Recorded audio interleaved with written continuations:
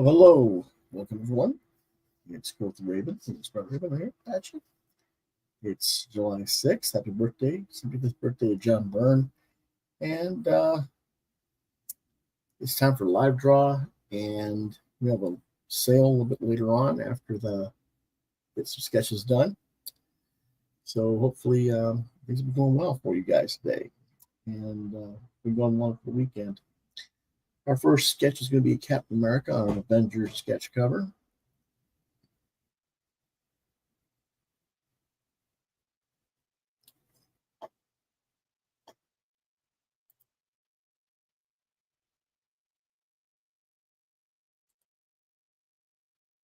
Feel free to ask questions as I work.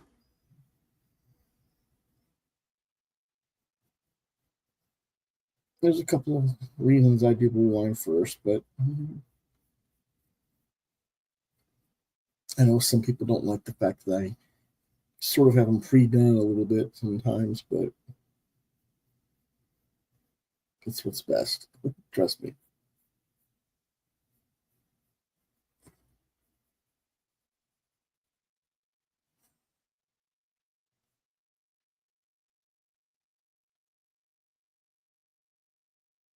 This is the Avengers #7. I don't know what year. It's one of my older covers that I've had laying about for quite a while. I don't know how that affects people's interest in buying. What I can tell you is this is probably going to be a black and white one. This is one of those older covers that has the kind of waxy feel to them, which makes it very difficult to color. Actually, very difficult to draw on, period, but we'll go with what we can go with.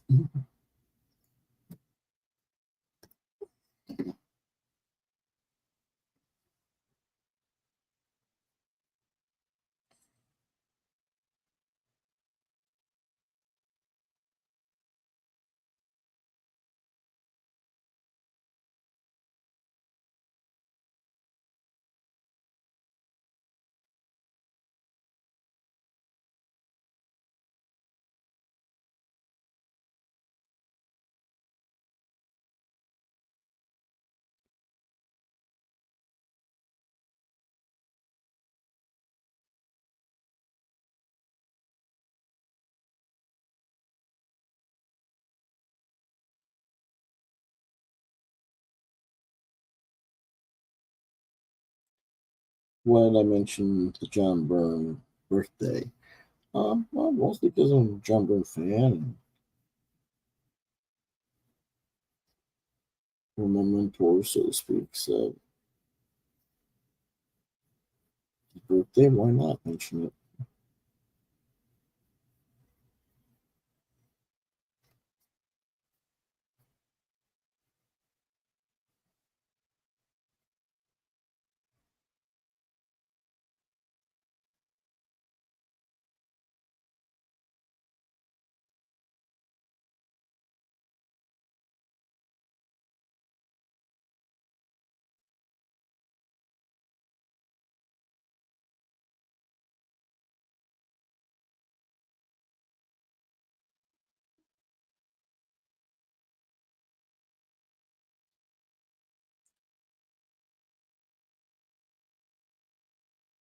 Yeah, these are the waxier covers from, I don't know what year, doesn't say.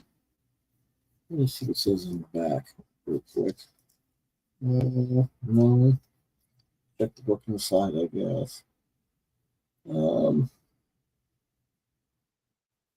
the back of the book in 2011, so it's an older book. Yeah.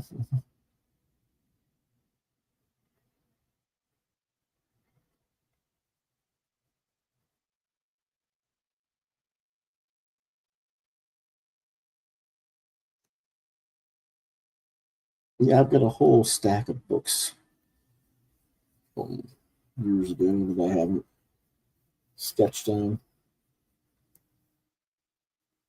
That's not really the point anyway, is it? The whole point is to get a cool cover.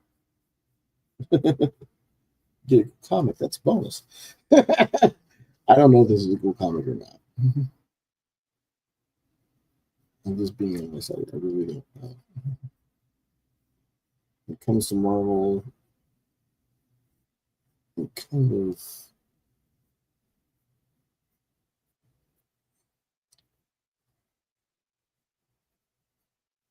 nothing is good.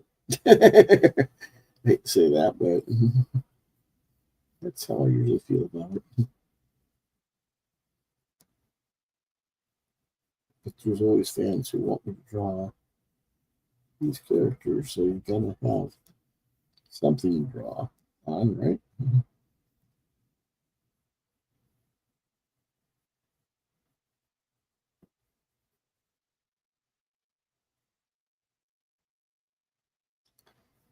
If you're new to the chat or new to the show, please let me know you're watching. Say hello in the chat message boards so I know you're there. Because a lot of the time when I'm drawing, my head's down, I'm not looking at the screen.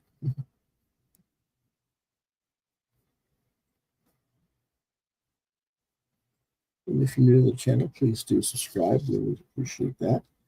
On Mondays, normally, we do a manga topic. Tuesdays, we talk about crowdfunding and we talk about the industry at large. Thursdays, we usually talk about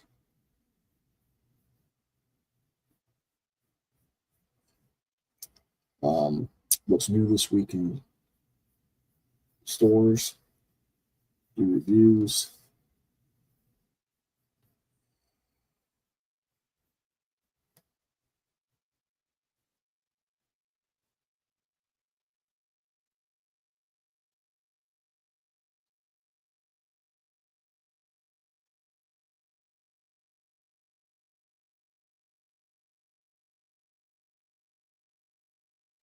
I saw a few people pop in and out.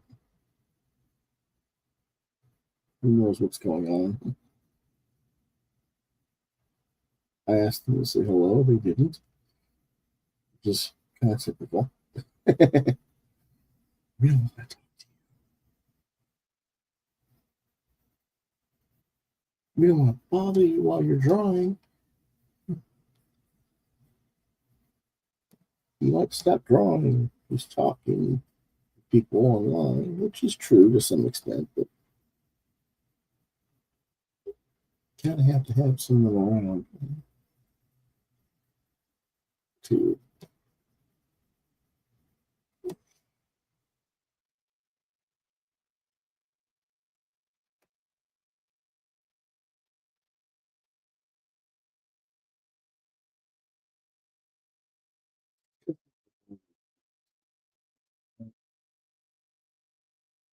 I might do something a little bit different. Wait and see here.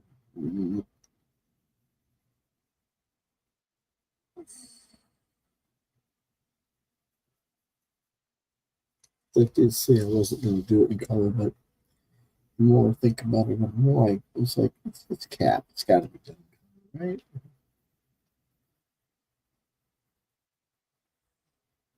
Especially for 4th of July weekend.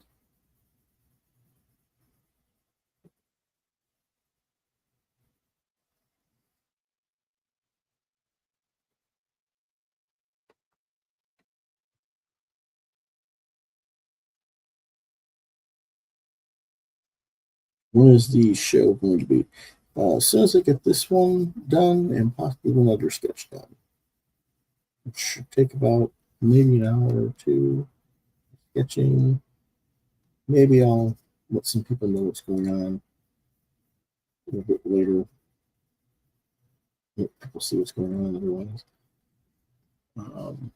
If I haven't got the room, haven't got it all set up yet for the sale. It'll take me a few minutes, but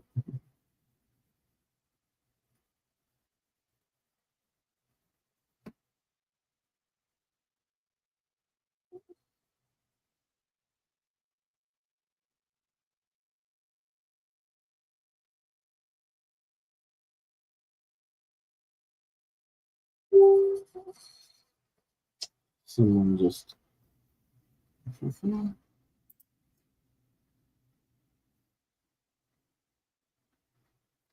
Okay.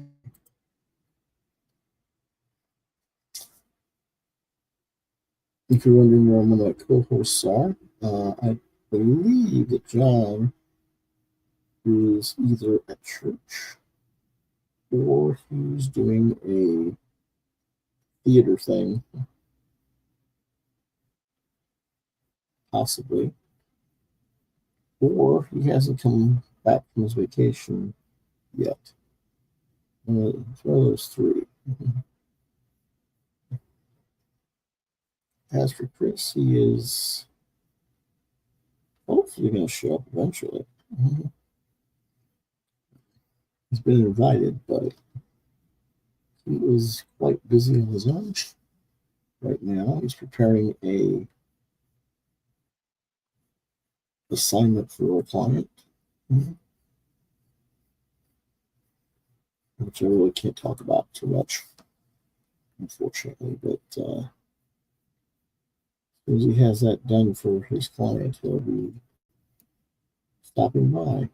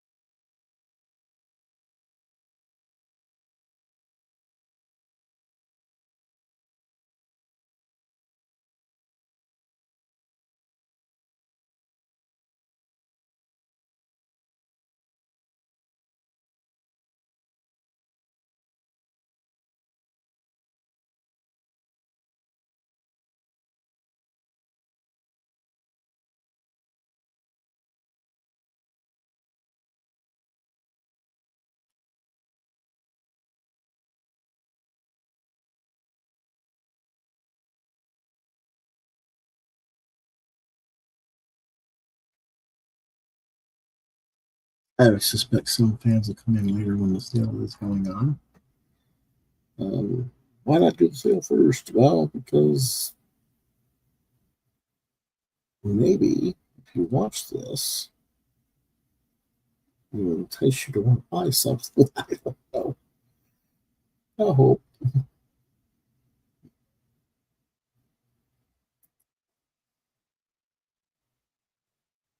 You never really tell these things.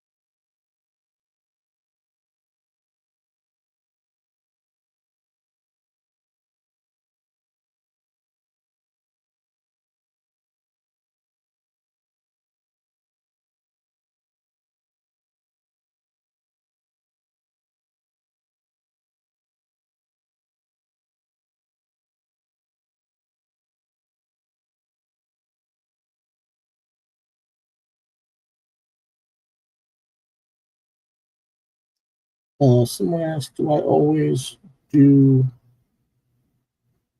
pre-sketches before I do the art? Not always, but most of the time, yes. I just think it's better. I know a lot of people like to see the drawing done, you know,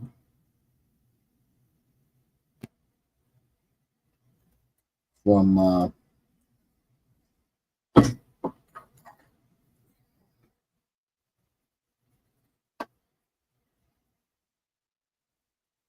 like sketch period, But part of the reason I don't do that is time, because I get very, very picky about how I want things to look. And doing breakdowns and stuff just doesn't always jive with that. And getting a sketch done in a timely manner.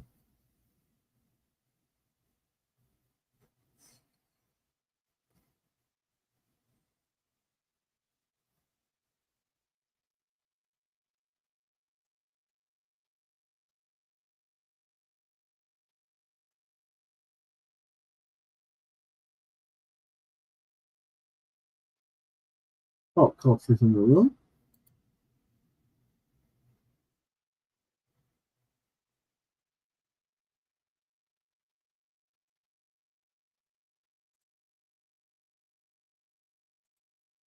Um, no, same workspace.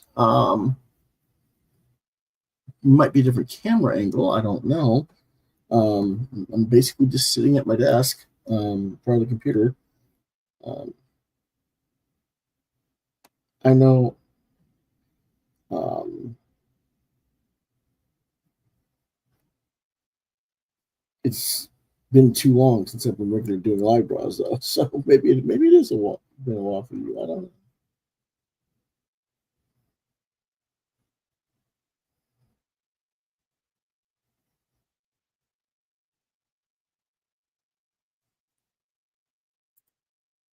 As far as me and the cat, we don't know what's going on with Midnight just yet. Been behaving a little bit strangely. Chris was saying that it might be he's being a little bit too clingy because he's getting near that time of where he's going to go away for good. I hope not, but it's a possibility because he's been super clingy lately. Last day or so, he's been like all over me, just wanting attention and be with me.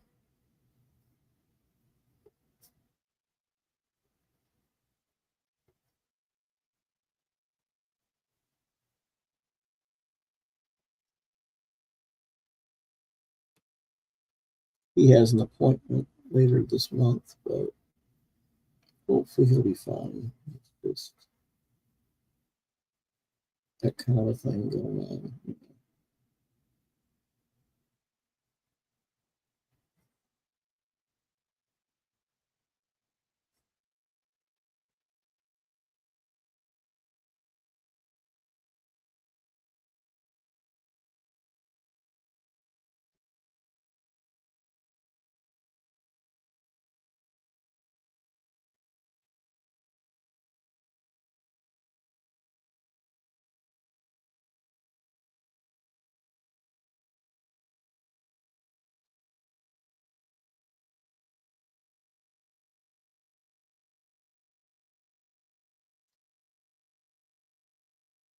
Now, as I was saying a little bit ago, this is an older cover from 2011, so it's got that waxy buildup on them.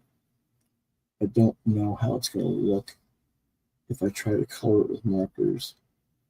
I don't know how it's going to take the marker. It's been a while since I've done it on this kind of cover. And they were always a pain in the butt to deal with. So that's why you see me doing a lot of fill-ins instead of quick X's and other things. To just, I figure I may have to just go with a very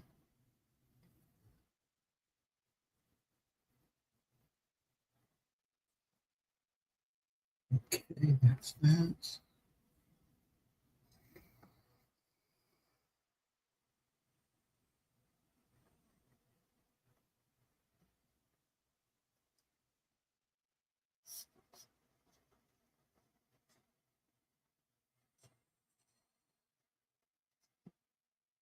I tend to draw the traditional scale mail look as opposed to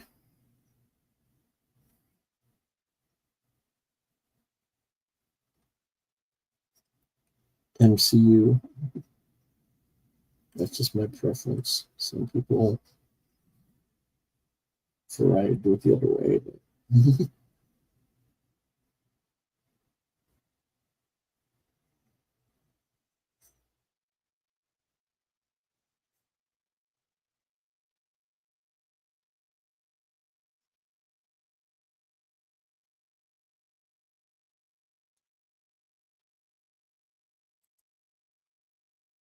no, we didn't do a cookout.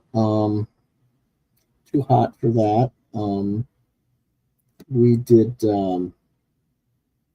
barbecue. Um, yeah, I'll have to give it a minute. Pork steak,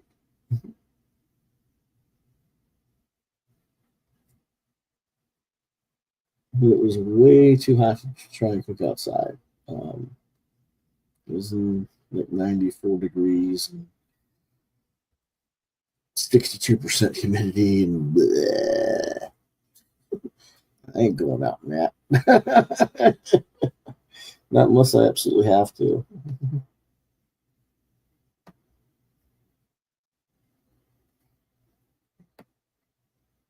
And my dad sure isn't going to cook, so I kind of killing the idea of that notion.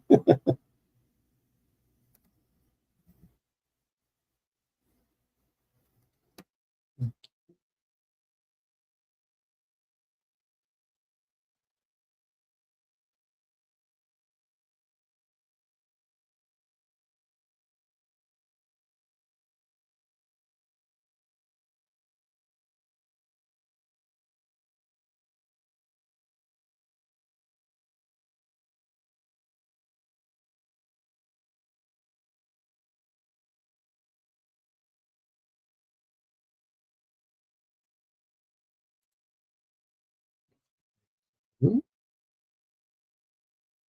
monster.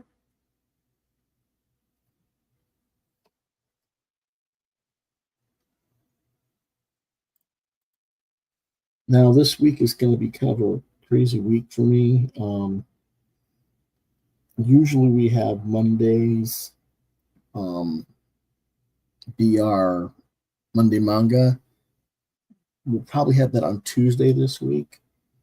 Don't know if we're going to have the Tuesday night crowdfunding and business talk yet. I haven't heard back from people as possible guests. If I don't have guests, I'm probably going to skip it this week. And I'm probably not, I know I'm not doing Thursday night reviews because that's my dad's birthday and he'll be doing, stuff with him. So that's what's going on with that. But Friday, we will definitely be doing our movie talk. And our movie talk this week will be Hellboy, the Crooked Man movie.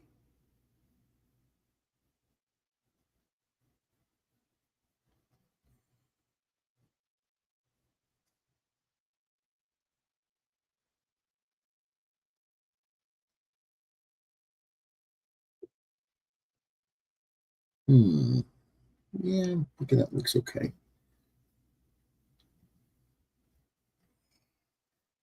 So, as I was saying, this is a rather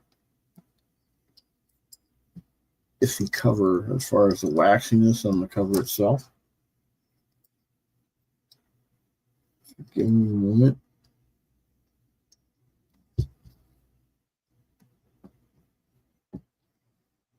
while I play games here. Let's see how this takes. It's going to get inked one way or another. It's just a question of whether I'm going to do it in color too.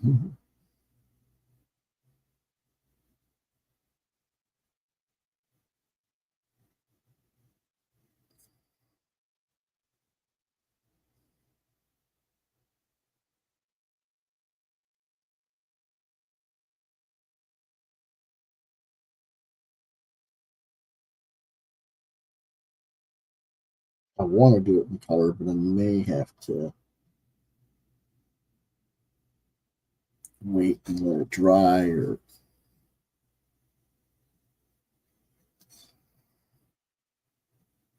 something.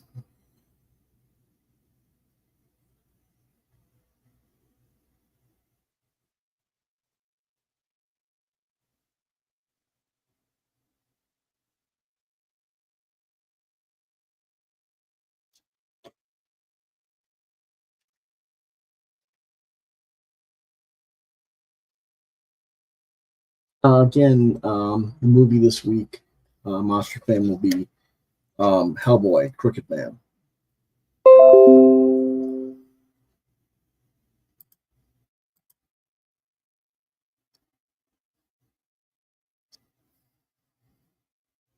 Sorry, I'm looking at my pen tips, making sure I have the right one picked out. It's not easy to read them.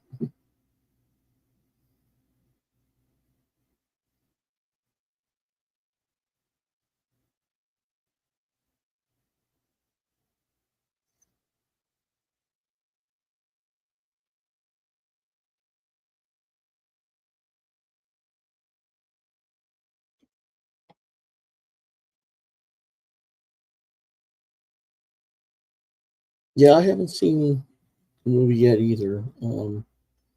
This is pretty good, but it's not like the other Hellboys. It's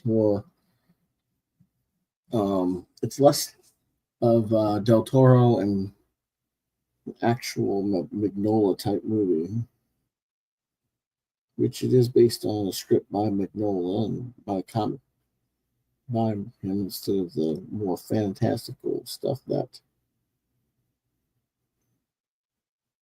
Del Toro was doing. So it kind of has a very, I won't say checkered, but some people love it, some people hate it. Depends on yeah, how you look at it, I guess. Apparently, so I have to wait and see what I'm going to think of it. But should be interesting.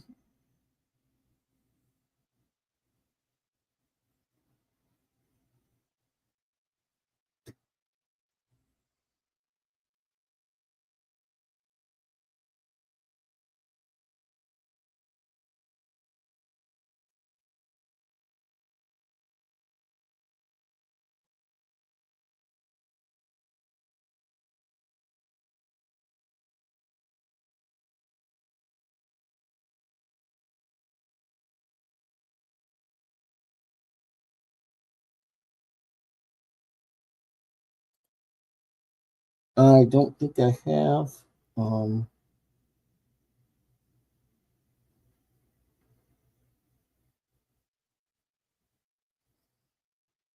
to be honest, I don't watch many trailers anymore. Chris is more the movie guy, and Chris is supposed to be here, but he's busy at the moment trying to finish up a assignment for a client. He has to get that done first,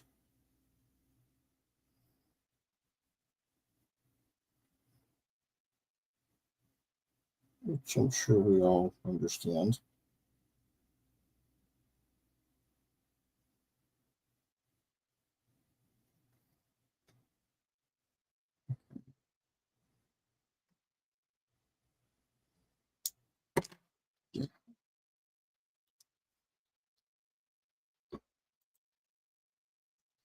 But yeah, it's kind of one of those things where you just have to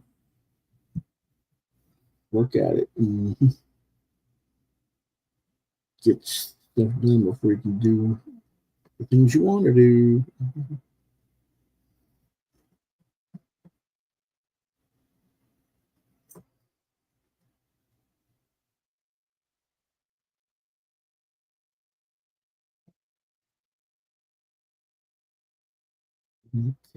This isn't too bad. I'm not getting what I thought I was going to get for resistance, but Of course, this is the pen, so who knows?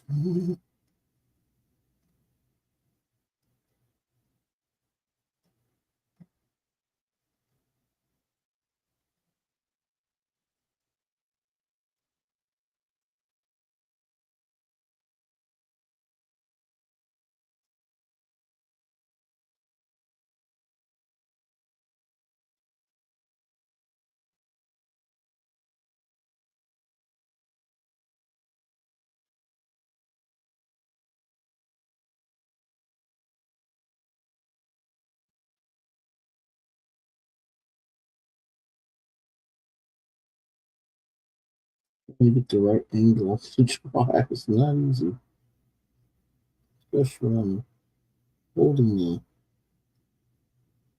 book with the clip. But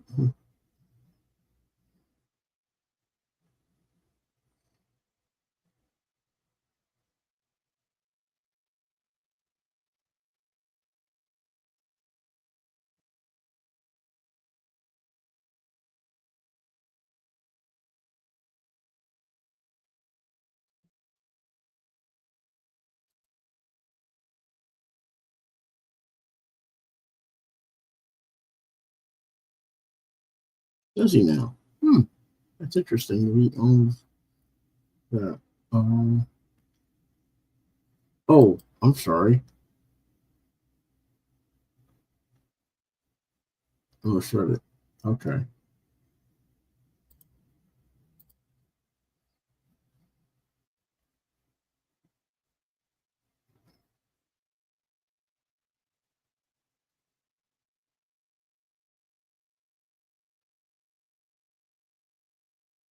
It's Del Toro owning all rights and art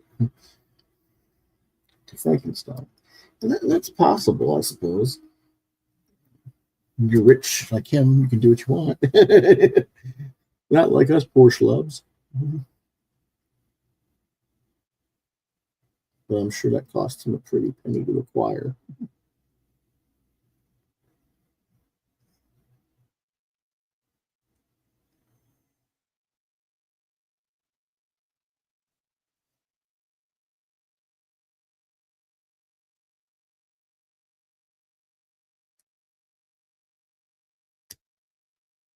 Well, if I have time, we're going to do a Creature of the Black Lagoon. And then we're going to do possibly one or two things. I have like a few other things over on the side here that are partly sketched or full pencil that be just inked. But yeah, I most of this day is going to be dedicated to stuff that's already done. So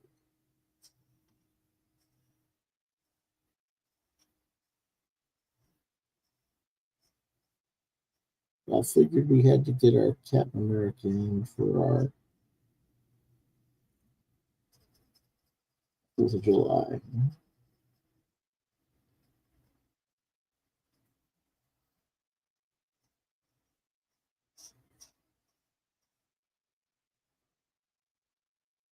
This is what I was worried about and why I won't be using the marker. If I go to color, I'm going to go to color pencils.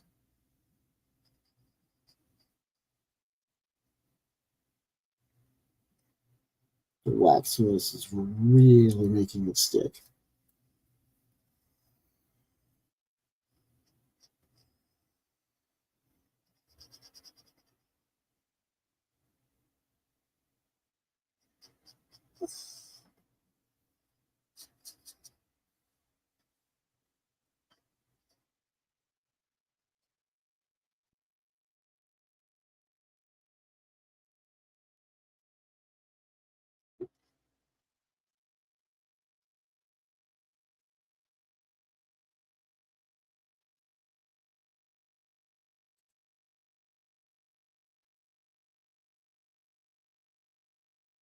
Must be, I guess, what, Joey?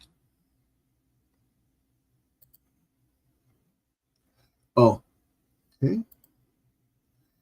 Uh, am I looking forward to this? No, I'm not. I'm completely oblivious to the movies. Um, no interest whatsoever. Not FF, not Superman. Which is not to say that they're going to be bad movies. It just means I'm just kind of burned out on them and just don't care about it um, in a general sense of comic book movies as a whole.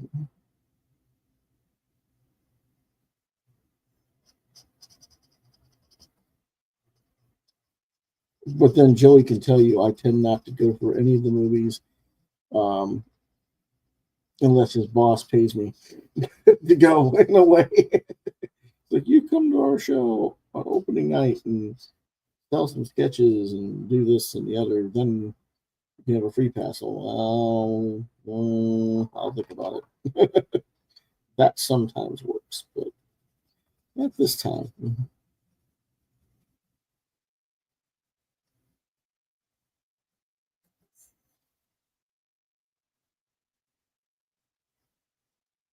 I just didn't feel like making posters to sell. Probably because I didn't really want to drop Pedro Pascal with his mustache as Mr. Fantastic. Not my Mr. Fantastic. I don't know whose Mr. Fantastic he is. Some presumably lucky lady, I guess.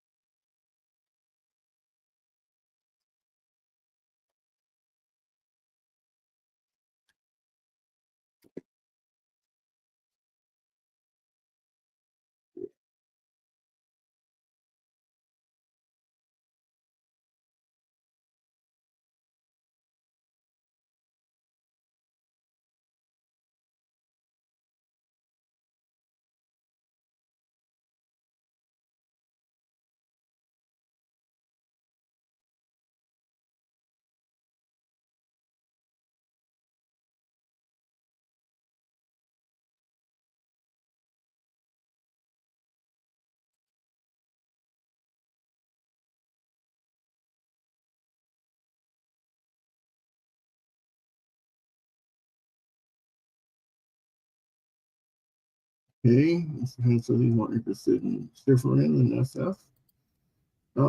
Triple casting choice for I don't know if it ruins the movie. Um, I hate to go into that whole thing anymore where the casting choice can kill a film. I think there's more to it than that. I don't know. I'm just not feeling any of it. I mean, I didn't feel any of the casting. I didn't feel any of the idea of the story. It was just, I don't know. It was kind of like they're trying to evoke the classic '60s Kirby type stuff, and it's like that really doesn't work in 2025. I'm sorry. Um, and if you pull them out of their timeline and bring them to modern times or something, it's gonna be weird to me. I don't know. That's why I'm kind of like, I don't know if I'm really into this. But as far as Superman, I'm just kind of burned out on Superman. I think overall, there's been so many different iterations and films and TV shows that it's like, go find something else to make a movie about. Um, that's kind of how I feel there. But I'm supposed to be so thrilled because they put crypto in the film, and I'm like, who cares? I never liked crypto to begin with. But I mean, I guess it's Gun's dog that plays crypto on top of it. It's like, yes, I have to make more money. I'm testing my dog and getting paid for the dog to act.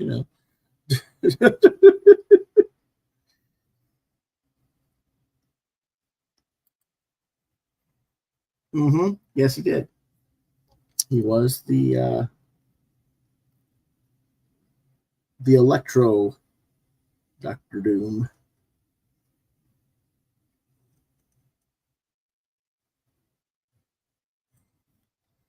better or worse. And a lot of people were passing away earlier than they should.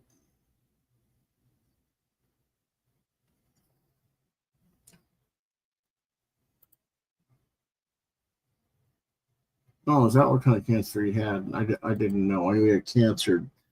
I mean, cancer's cancer. It kills you. Yeah, but yeah, that's a bummer.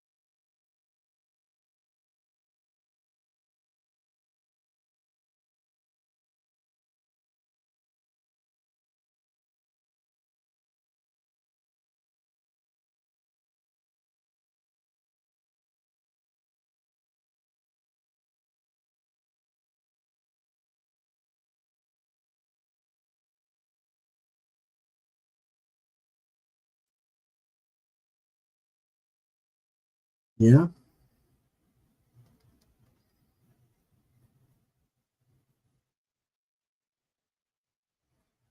and she had cancer too, if I remember correctly.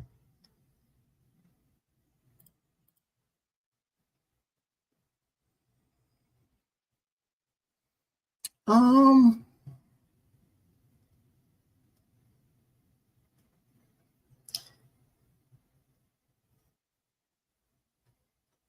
hold on a second. I gotta take my glasses off.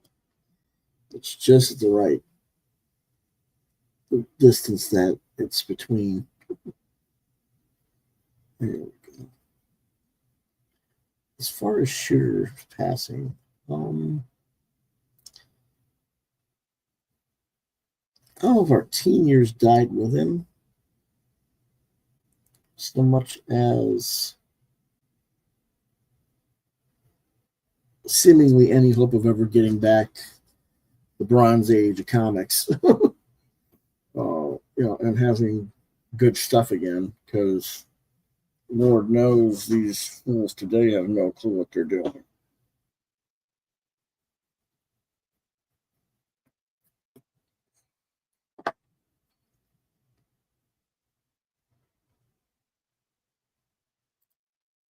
Nope, he died of cancer too.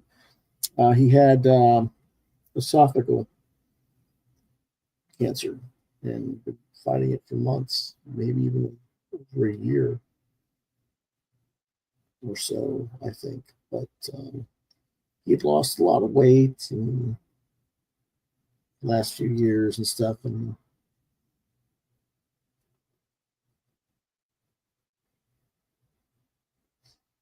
that was kind of like one of the big things this week or last week.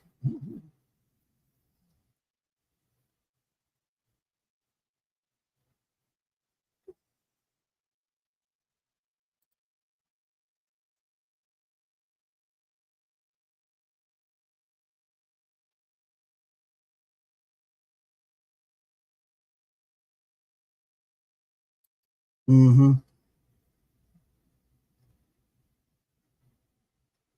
Well, everybody celebrates everybody else's demise. If it's these days, it's like we have to celebrate the death of everybody because it ain't us. That's what it seems like these fools do on social media anymore. I don't know,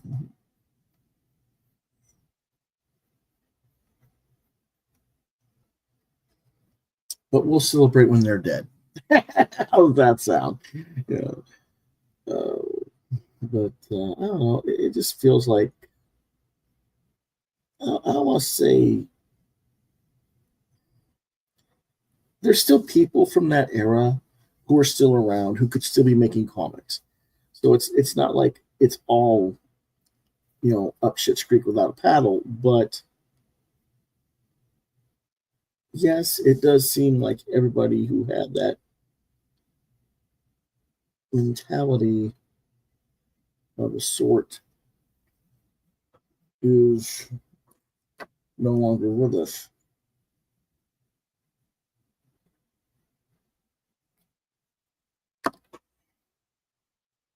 and that's very frustrating.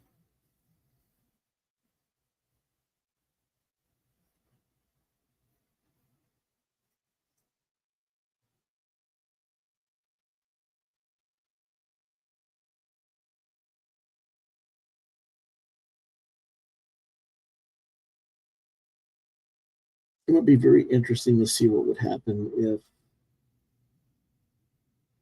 those who are still around who were there in the shooter regime were able to come back to Marvel or DC as editors and see what they would do today with what's been made of the characters and stuff. Because, the truth is, a lot of the things that were being done under Shooter had its own issues and problems. Um, Without Shooter, we might have had gay characters at Marvel Comics more openly much sooner than we did ultimately, because part of it wasn't just the comics code, although that was a big part of it, and Jim was very fervent about that. Jim would do crazy things like there was a story he wrote in the Hulk where Bruce Banner was basically gang raped in a YMCA by gay guys. So it was like, yeah, that doesn't help. you know, so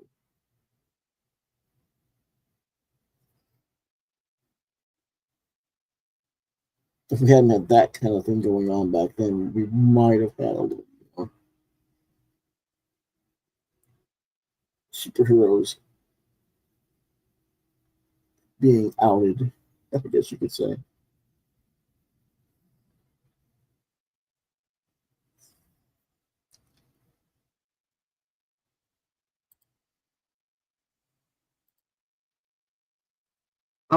No, not recreating cover at all. Why? Mhm. Just doing a basic Captain America.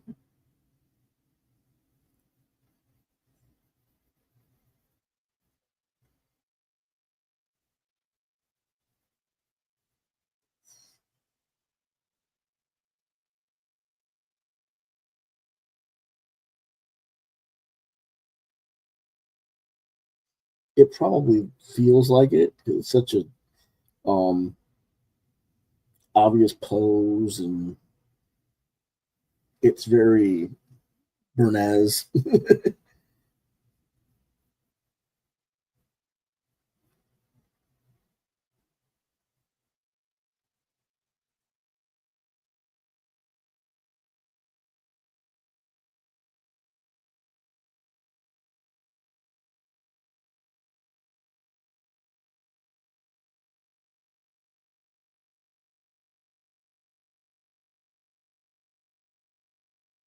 I'm starting to see some of the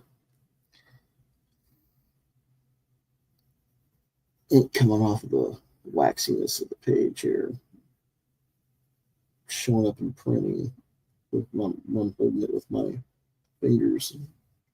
I'll have to come back and clean that up. But what's that say? I remember the Valiant comic craze. It lasted about a year and a half. Oh, yeah, that was an interesting time. I think it was a little bit longer than a year and a half, but yeah, it was a very short period. Maybe 2.5 years, but the majority of the stuff was that first year. Yeah.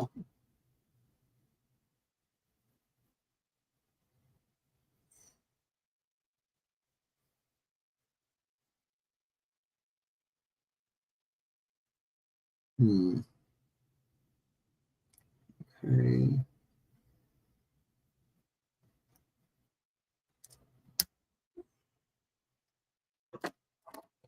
The other tip.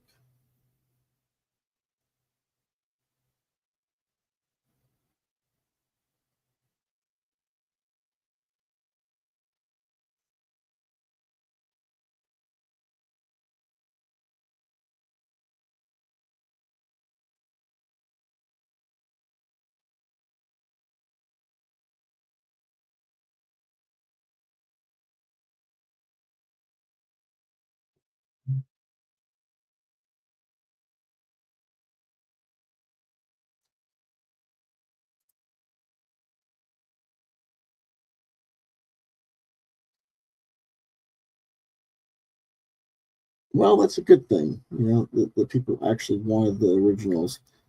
You know, I'm glad he built that kind of an interest. I mean, I didn't have an interest in it, but if others did, that's a good thing. You know,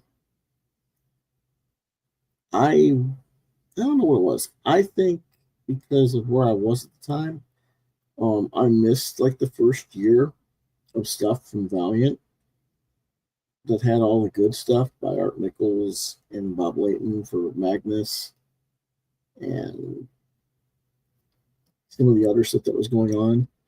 And I just didn't have a whole vested interest in it. Um, Plus, they were kind of being hyped by Wizard, and to me, even back then, if it's hyped by Wizard, it's probably not as good as you think. It was kind of the way as I looked at it. Which, of course, in retrospect, I was right. But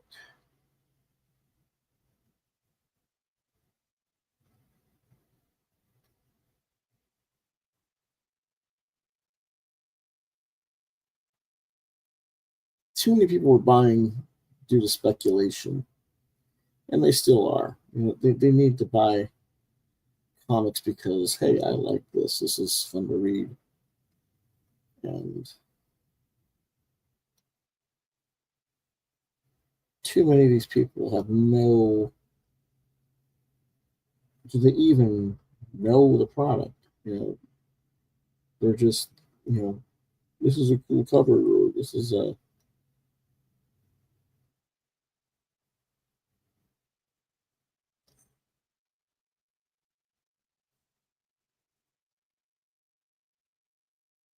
it's going to be worth some money because it's got a first appearance of so and so or whatever. Kind of weird to me. And of course, my next door neighbor decided they're going to mow the lawn before we have bad weather, I guess.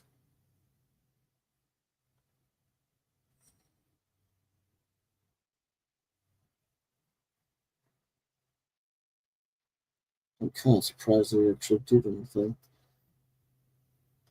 They tend to leave everything to me to do. Maybe they figured I wasn't going to do it this week. So we better get it done now before it rains because we're supposed to get rain all week. Looking forward to.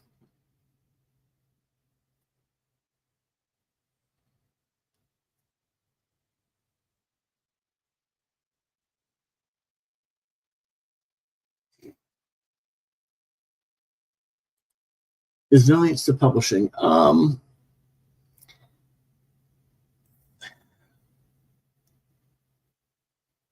Not as valiant. I think they're a subdivision of another group now, but yes.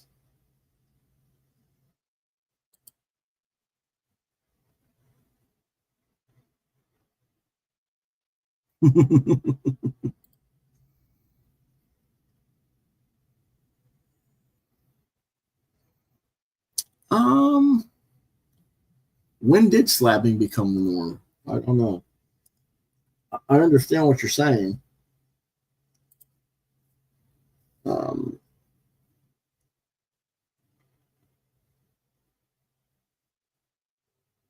I just, I've never had a slab book, so I don't know. I've seen them, and I just kind of go, "What's the point? I can't read it. I can't get it out of the thing. It's going to ruin the value. So what's the supposed value, I should say?" So I never quite understood the appeal of it myself.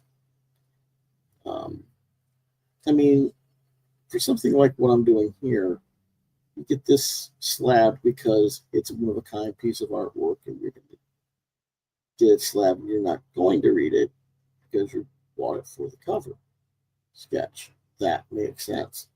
But if it's for the purposes of reading, which is what you're supposed to be buying most of your comics for, I don't get it.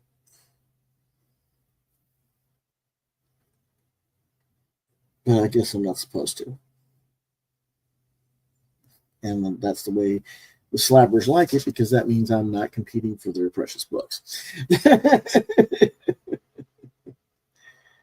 believe me, I've got friends in the business that are like, yeah, I got rid of all my old comics and I got rid of this. And for reading, I buy trades. And then if I want a collectible, I go to the this. And it's like, okay.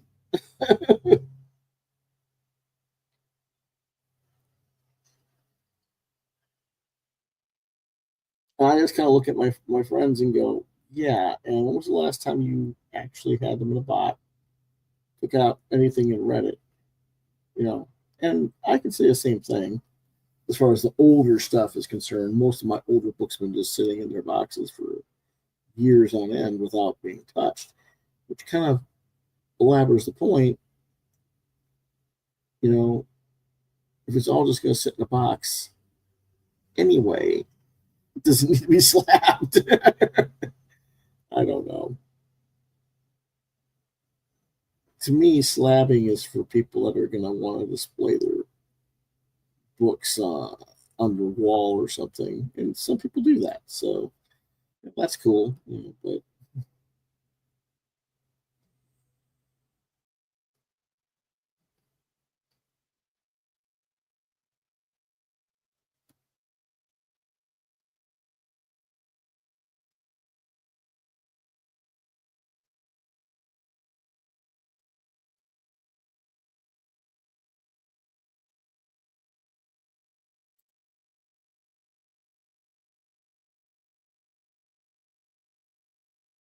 right,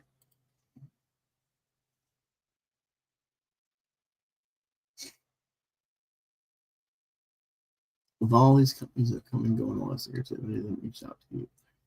IDW offered me an editorial position back in 2007,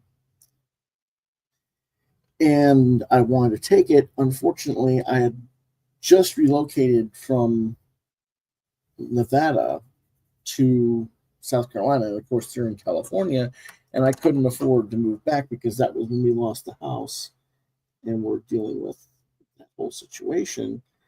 And so I had to respectfully decline it. But other than that, no, not in since you're talking about.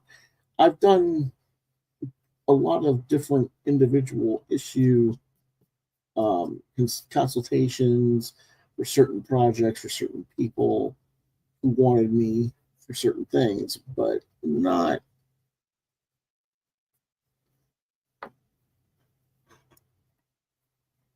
like the full position.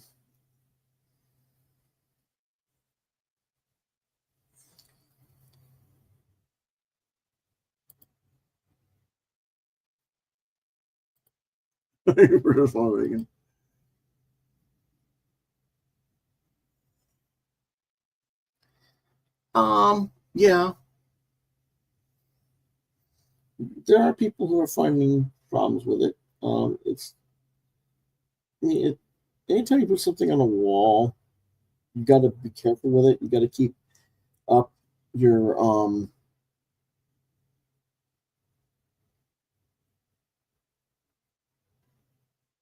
how it's framed and other things because it's just like photography or fine art. You have to keep your stuff, well kept and in order. Um, Otherwise, you have problems. That's kind of why um, when I rearranged the artwork on my walls, that was why because I needed to get it off the wall and put it somewhere else, and uh, not just for the artwork's sake, but for the wall's sake. In some cases, because I had to remove some of the um, not well um, poster putty type stuff that I have to help it stay on the wall, so it doesn't like peel off the wall or whatever. Um, and when I say peel off the wall, I'm talking about the back of the frame, not the picture itself or the artwork itself. Okay, that's that one. Let me see here.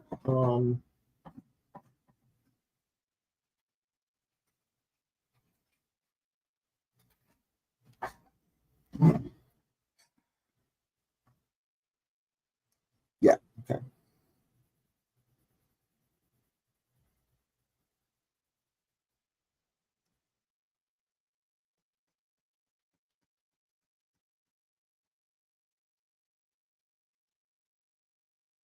Yeah, that works.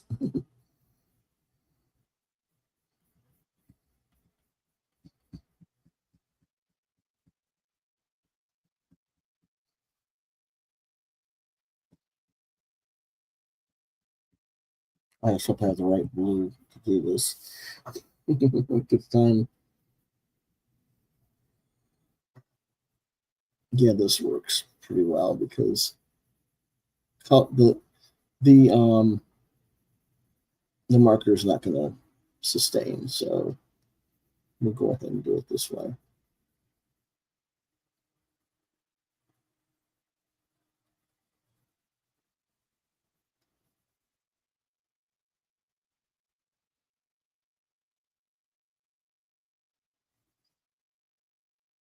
It's such a waxy cover. The waxiness of the pencil tends to flow better.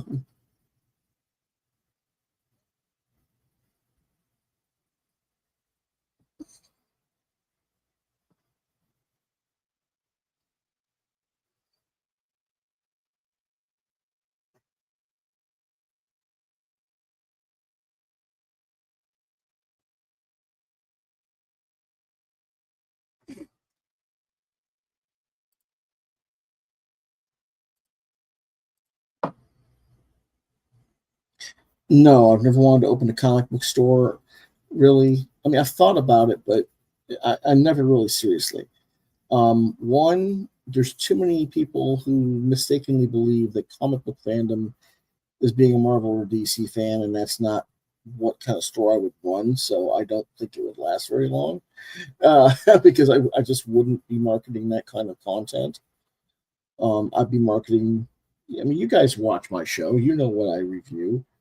Um, and it would be more European and manga and all the other kinds of comics rather than marketing the mainstream American superheroes. Partly because there's just so many redundant titles that the fans are not happy with that I feel like it'd be a waste of my time. And the other reason I don't is because my mother was the lead buyer representative and executive manager for Toy City from 77 to 83. And I saw all the headaches and heartaches of running that kind of a business firsthand as a young child. So I kind of, it never really appealed to me in that way. Um, Most people who get into doing comic book stores are doing it because it's like having a clubhouse to them, and it's fun times for me and my friends who like comics, and we'll sit here and we'll just shoot the shit about comic books, and which superhero can beat up which superhero, and who's got the best rogues gallery, and which actor should play what role, and so on. And I'm just that's not what I do. Even the store I frequent, where if Joey's still in the room, um, Joey Joe is one of the workers.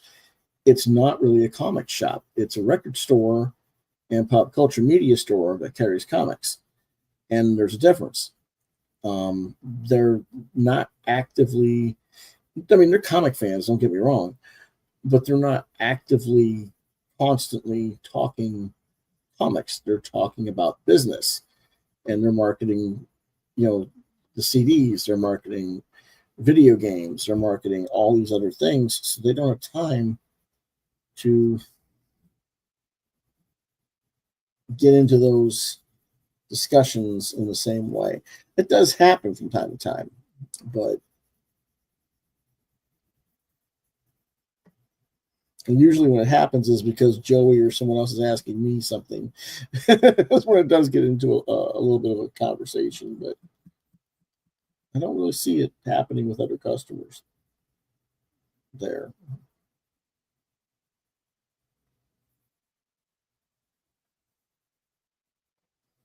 Okay.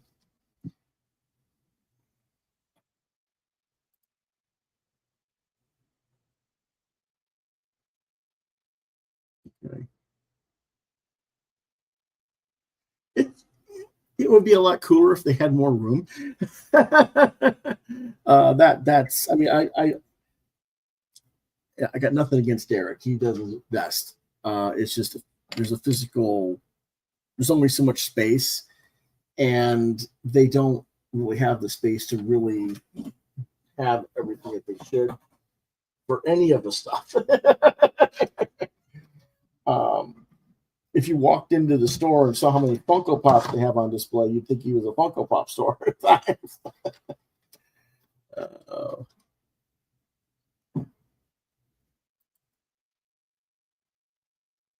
it's usually done to get away from wives and girlfriends. Um, well, I mean, I don't know about that. I mean, I get what you're saying, but at the same time, this was afraid of.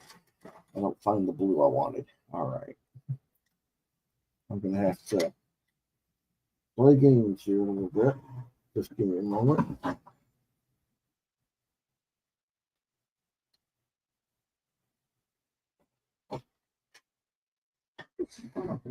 First off, let's get this gray on here.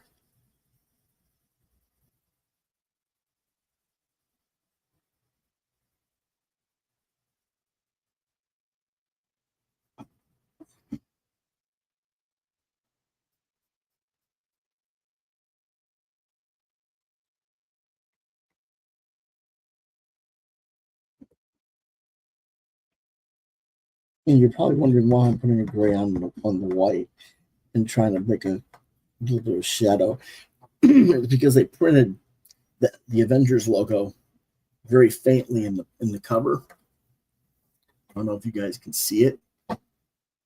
And it goes right through the shield, right along this line.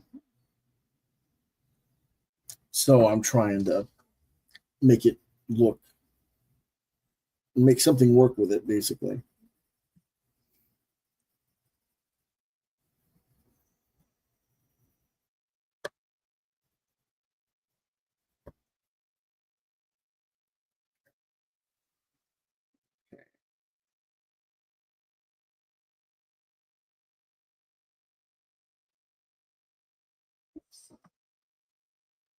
But oh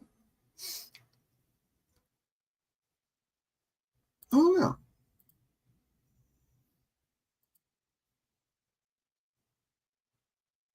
Oh, okay. Well, come back around 3:34 if you can, Monster Fan, because that's when I'll have all the stuff for sale. If you're interested, Avengers Assemble. Yep.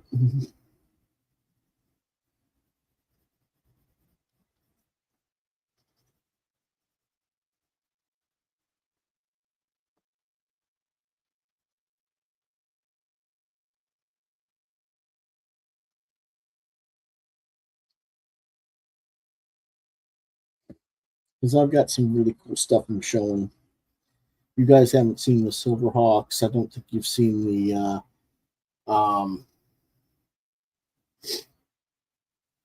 There's two or three pieces that are new that I know I didn't draw live, so you guys might not have seen what they were. I'm gonna go ahead and put a little bit of the gray on that. Now I got to figure out what to do with the blue.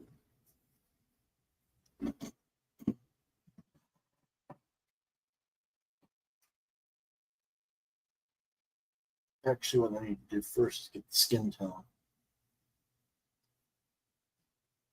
I don't want that. Try the next one. Nope. Go over here. Yeah. Yeah, that's the right color.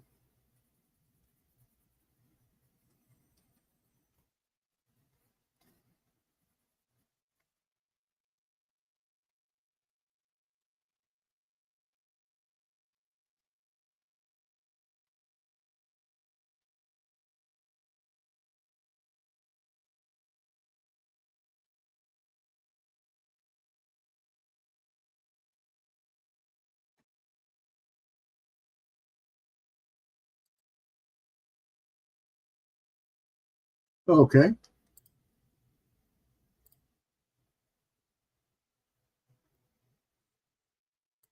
All right. Let me check something here. Oh, it's down. All right. Cool.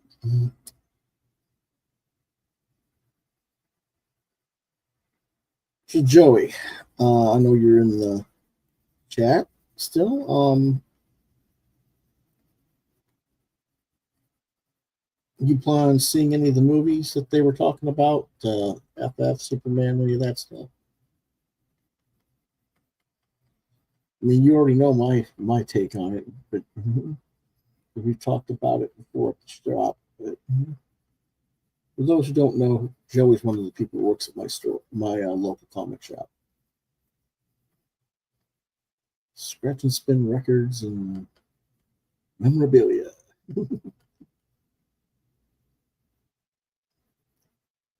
Eric really should like pay me to sponsor and promote the show, right? Promote his store on my show.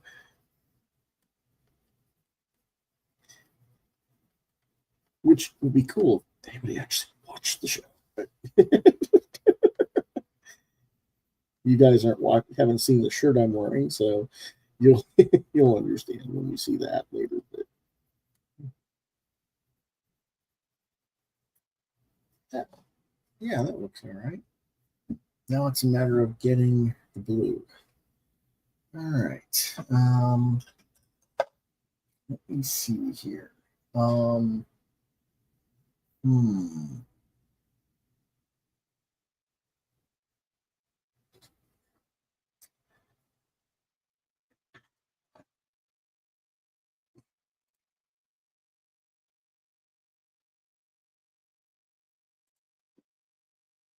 I'm gonna put this right here. I'm gonna go get me a blue pencil that I'm actually going to use for this.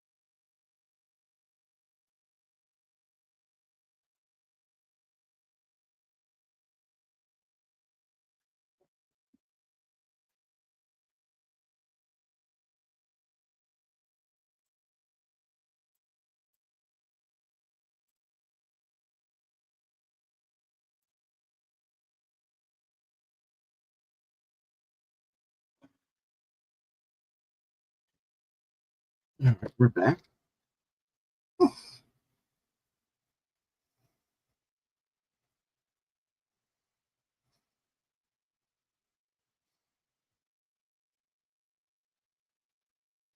Yeah, I think that works. Get the shade of blue I want.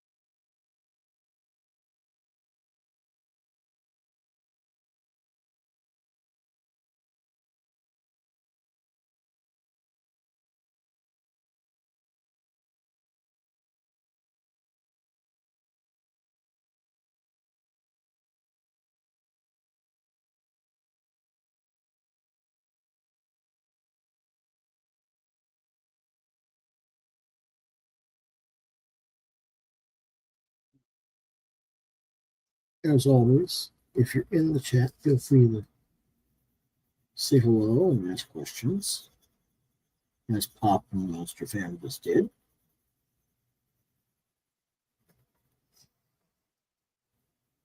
I can talk and chew gum at the same time, and walk, and draw.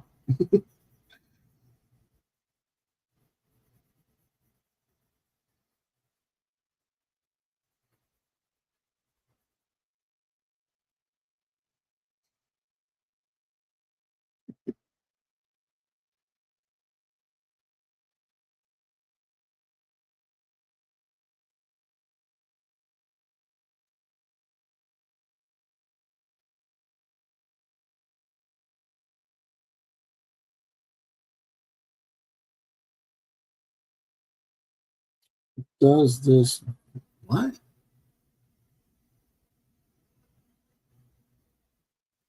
Does coloring it with the color pencil dull the inks? Um, eh, it can, I suppose. Depends on the type of paper you're working on. This is a very waxy paper on this cover, so a lot of the ink is kind of. If I don't put the colored pencils on this, the ink tends to smear after a while. I guess it just sits on top. Whereas putting the colored pencil over it, it kind of gives a barrier once the ink line is dried somewhat. So you kind of got an extra layer of waxiness over it from the colored pencil. So it's better this way. That's why I'm not coloring it with the marker, even though the marker might be more vibrant.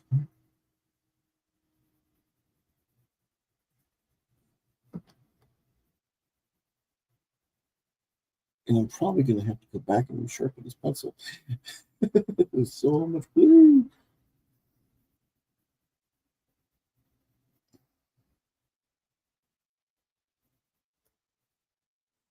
Ah, do it this way.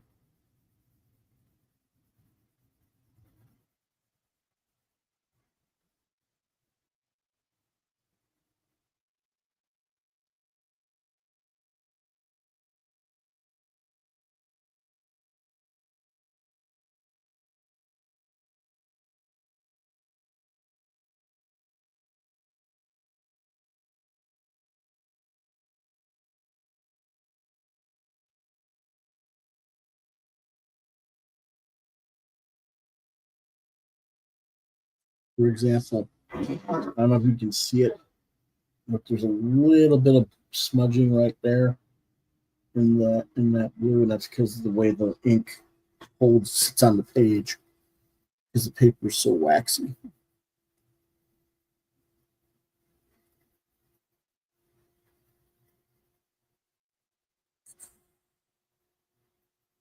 and that's why I'm not going over the line art now, coloring in between, so it doesn't do that too much.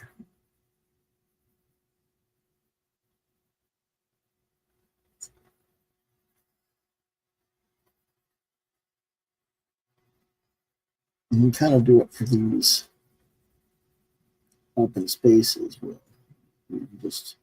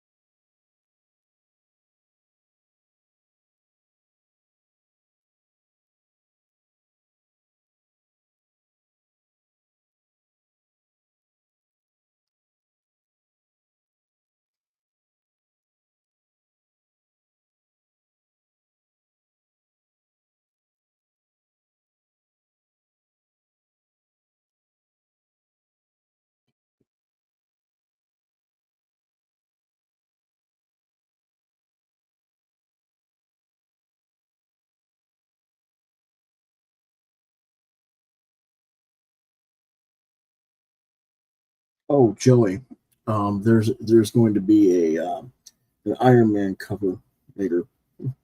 It's not in color; it's a black and white. But it'll be on during the sale. I don't think you've seen it. Maybe you've seen it before. Maybe you haven't.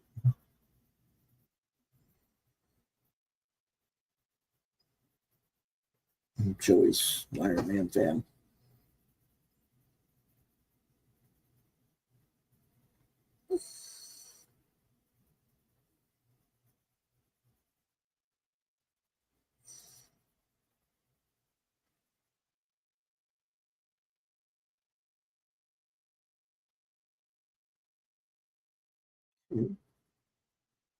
I think we're almost done with this one.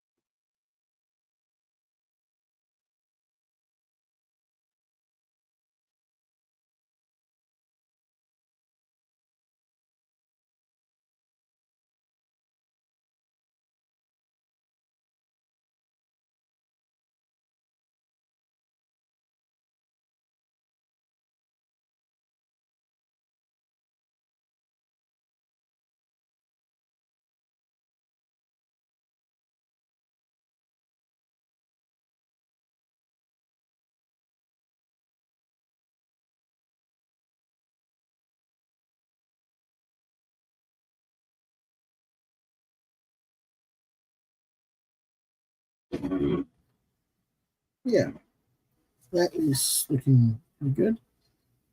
Okay, I am going to do a tiny little bit of marker. I think I can get away with it. Be careful. The eyebrow.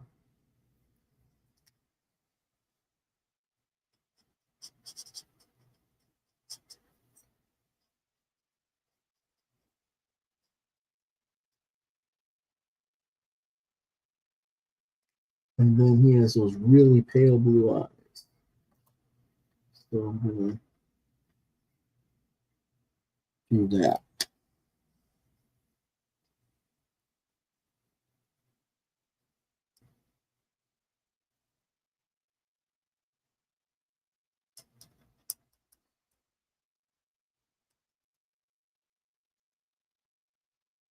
Yeah, that works. Okay.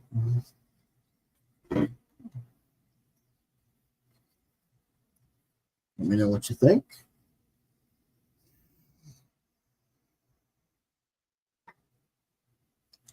You see that kind of reflective shine from the cover itself.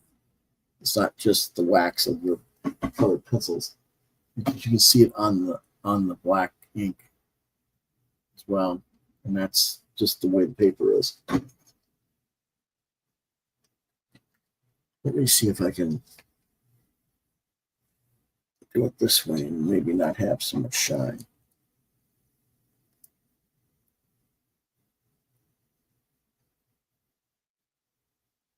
There you go.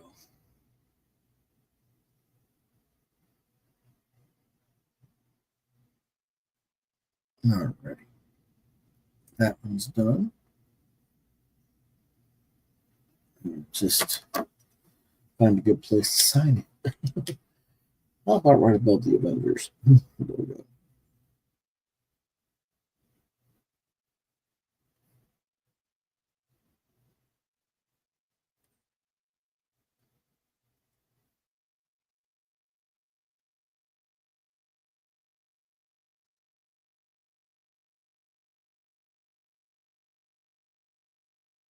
There you go.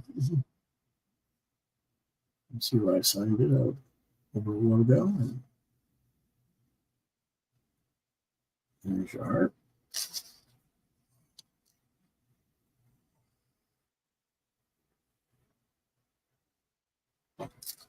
Okay. Let's put this over to the side. Take out my here. Actually, let's go ahead and put that away.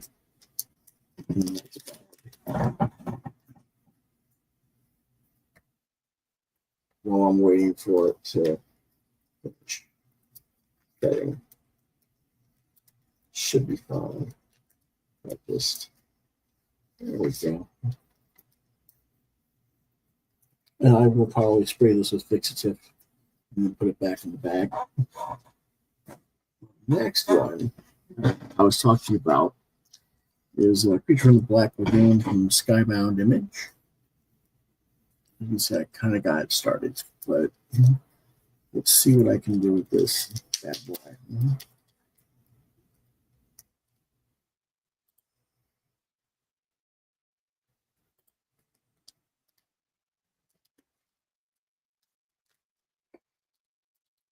Of course, the tape is breaking. How do we want the book to stay in the bag? All right, let's take another quick look here. You see, I got a base lined out here. Let me go ahead and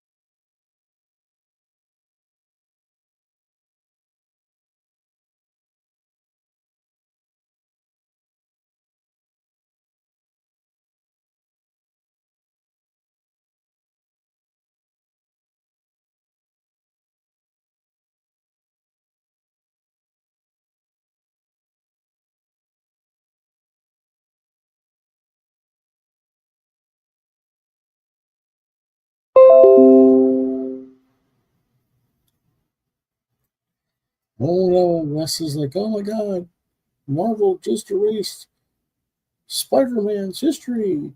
Um, yeah, and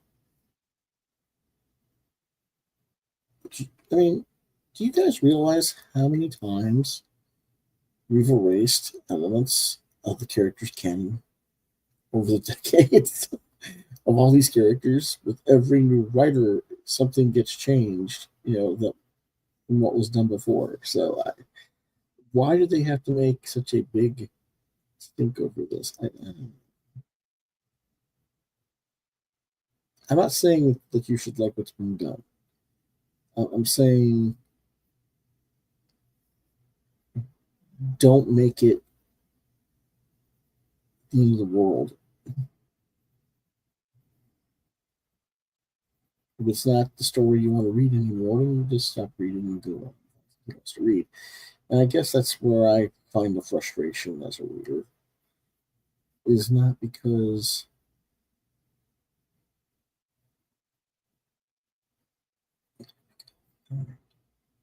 there's nothing to read, it's that often when you have time, you have a hard time getting it available to your store.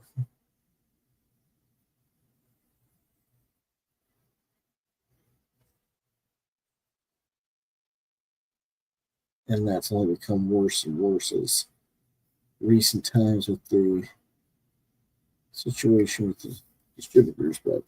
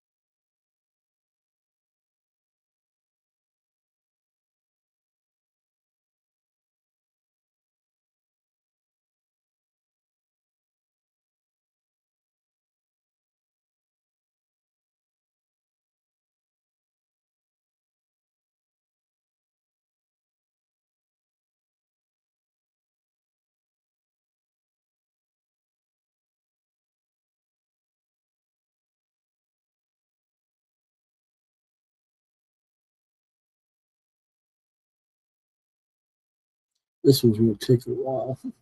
Very detailed. But we will keep working on it until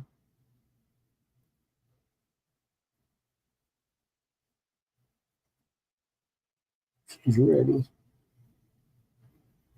As in, this will be available. That cat in America is going to be available for sale. And I'll show it to you guys again in a little bit.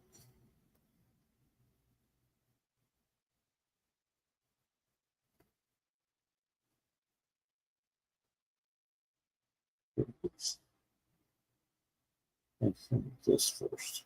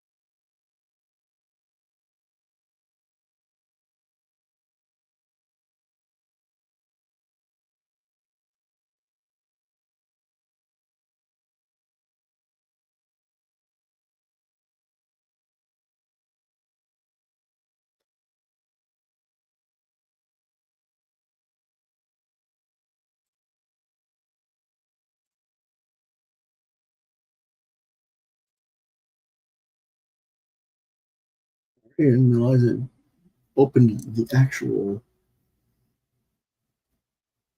um, video to that conversation and had taken me out of my window. I was too busy drawing. Luckily, it wasn't making any noise on top of it. For some reason, either I have it muted or probably just have it muted, but thank goodness for that in a way.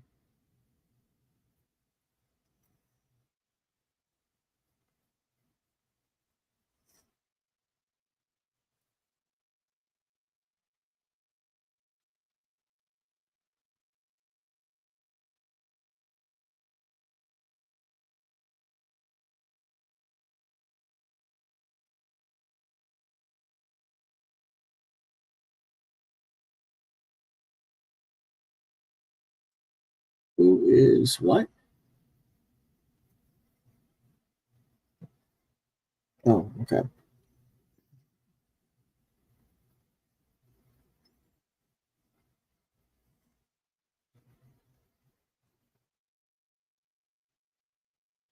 I'm sure hoping Chris can eventually show up.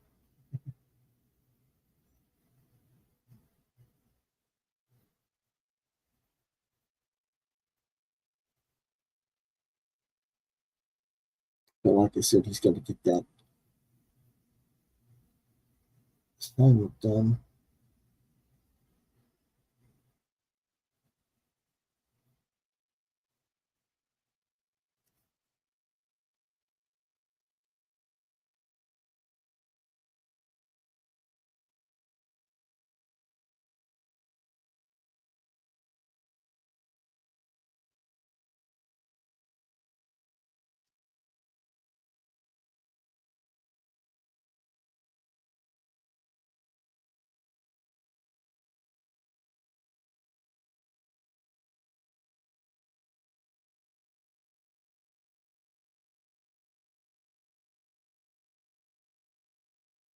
Oh, that didn't look right. Okay, let me go back in here.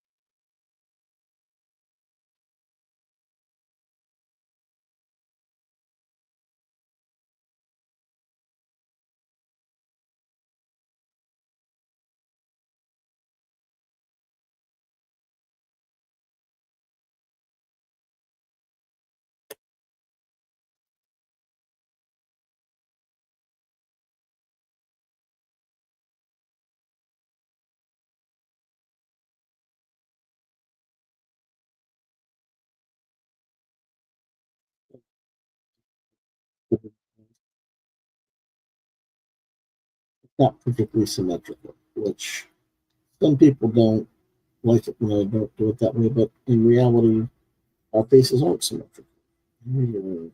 Here's Fish Boy.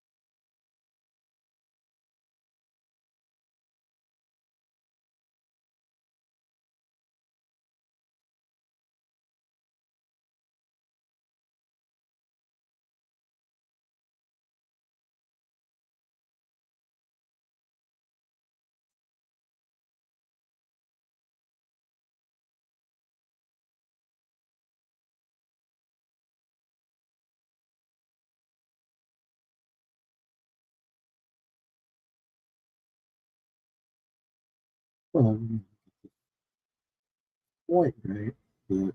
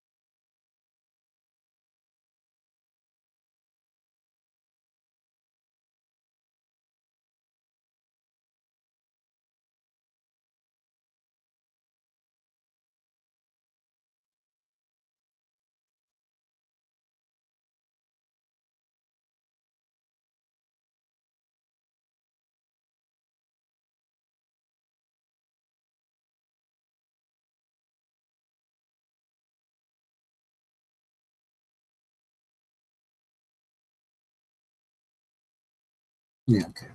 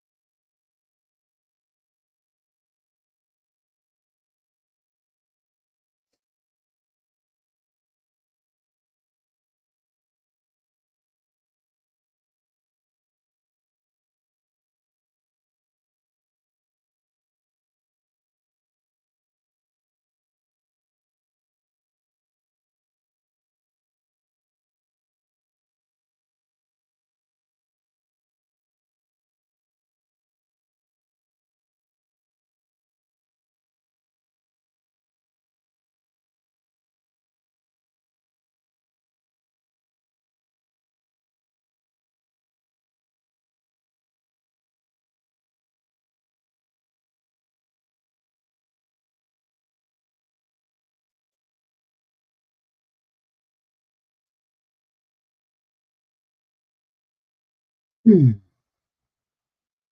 Sorry. Didn't get enough sleep last night.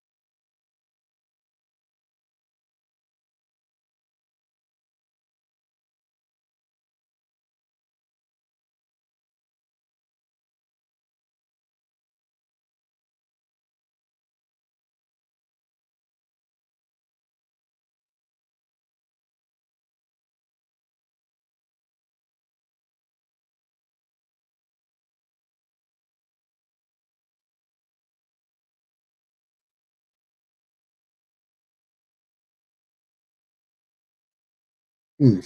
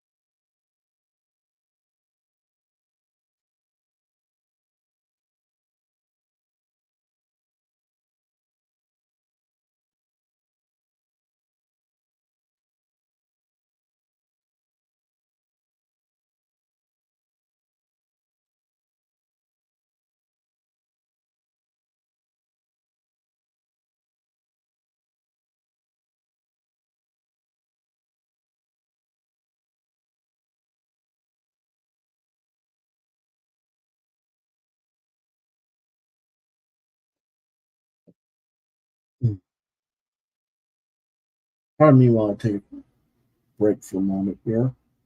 Um, I want to get the base finished here before I take a full break, but um,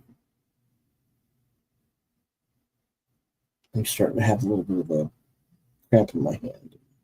That's why I keep stopping.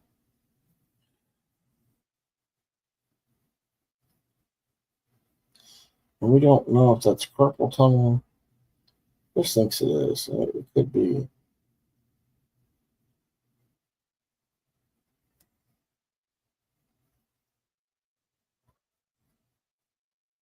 And Midnight Monster thinks it's time for him to be on the show anyway. Would you just wait a minute, little one?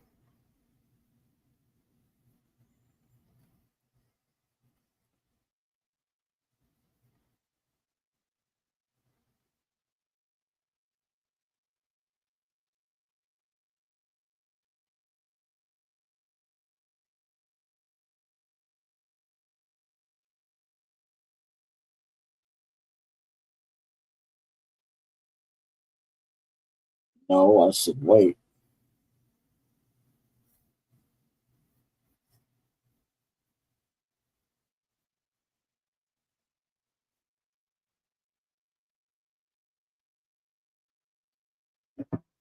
Don't you think about it. No, I don't need you climbing up the back of the chair. No. Last couple of days, he's been like, "Oh, let me get on the back side of the chair and climb up it."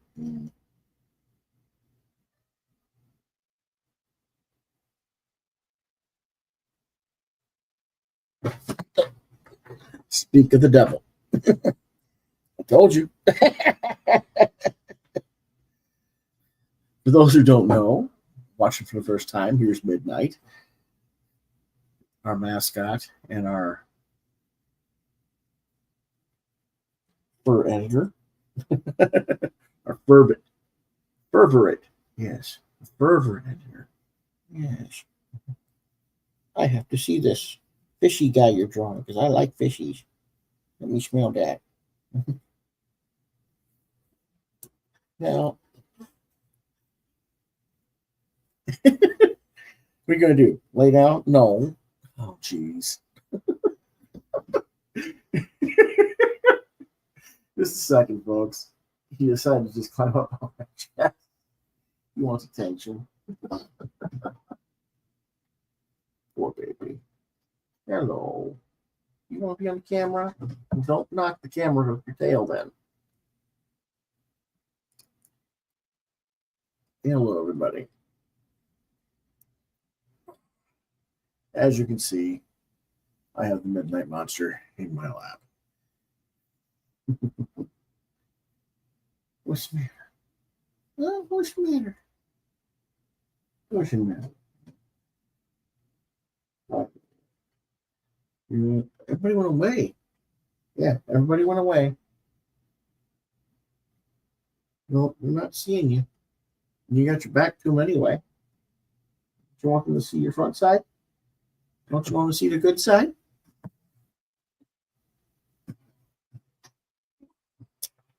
Oh, kitty. He's been doing this the last few days. For those who don't know, he's got failing kidneys.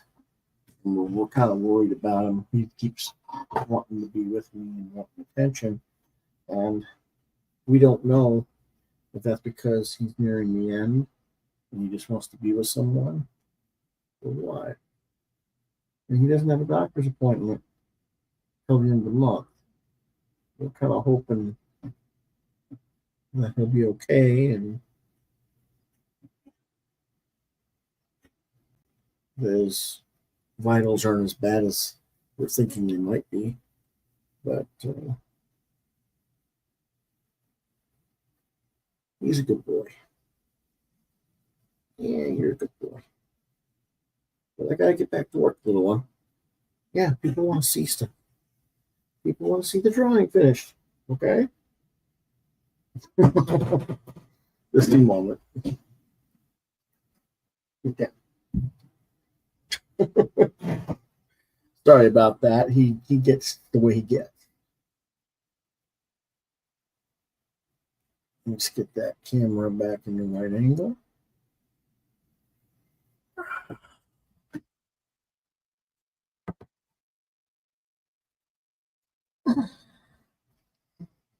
We're almost done with the pencils on this.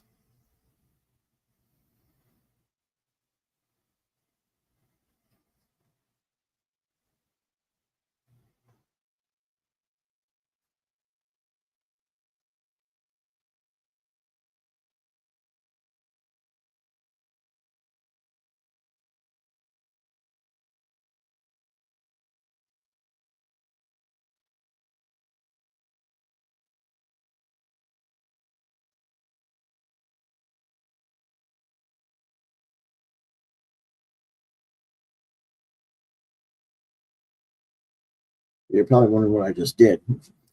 That was me just Xing out a spot that's going to be filled black when I get into the inks. Now, the next trick is figuring out, yeah, is this the font? Is this the font? Yes. Speaking of inking,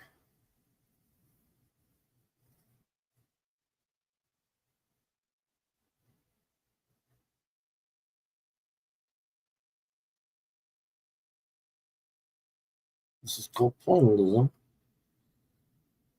I don't recommend you do it.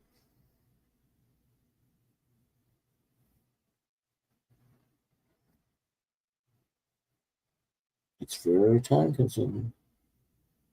But what I need to do is make this look the way that's so.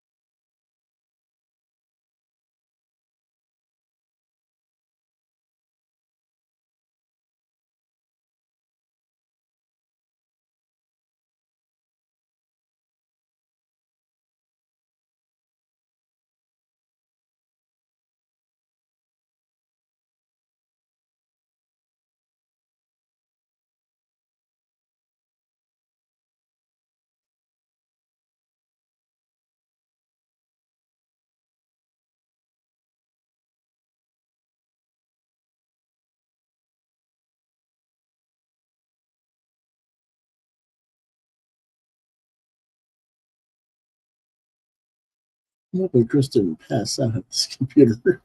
He's done that before when he's had to work really hard project. Of course, I'm trying not to pass out myself because I only had like 2 or 3 hours sleep today. But that's okay. We'll keep pushing. We'll sleep when the show's over. Yeah. Mhm.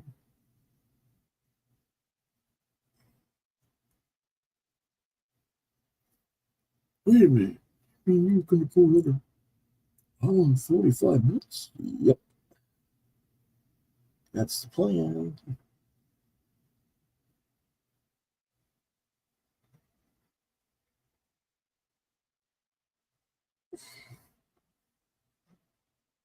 Okay, I'm going to take a quick break. Go feed the kitty something and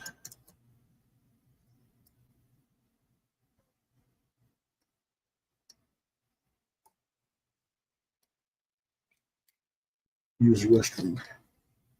But we will be right back.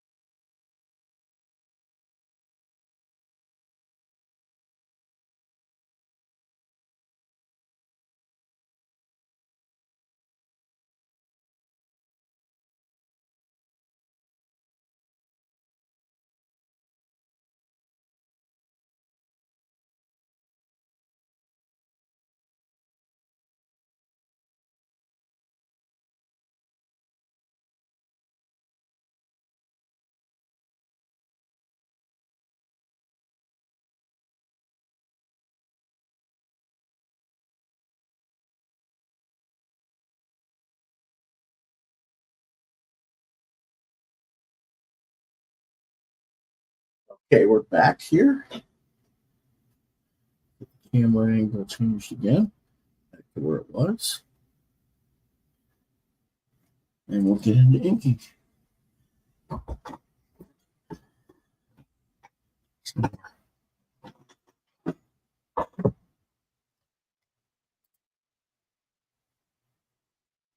Oops.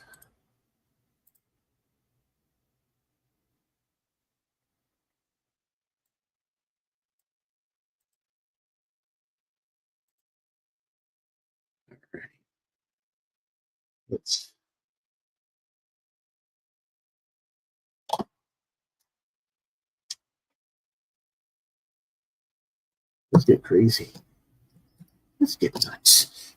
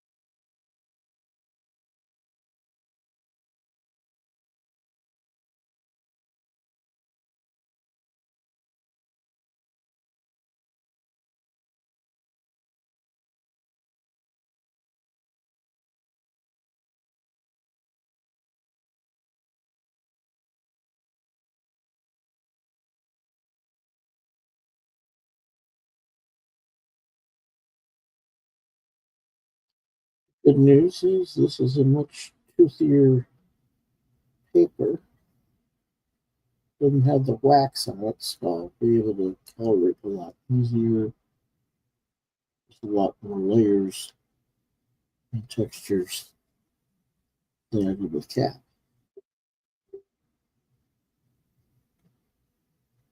And that's probably Chris. Let's see what's what.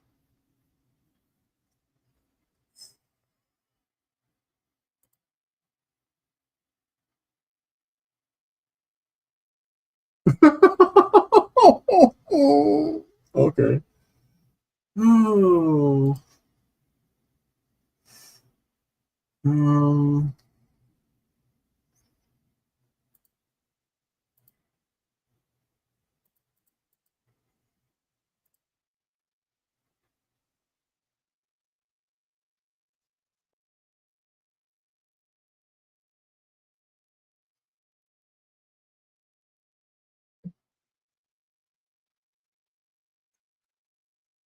his boss is being taking a little snot. That's what he's doing. Just give me a second.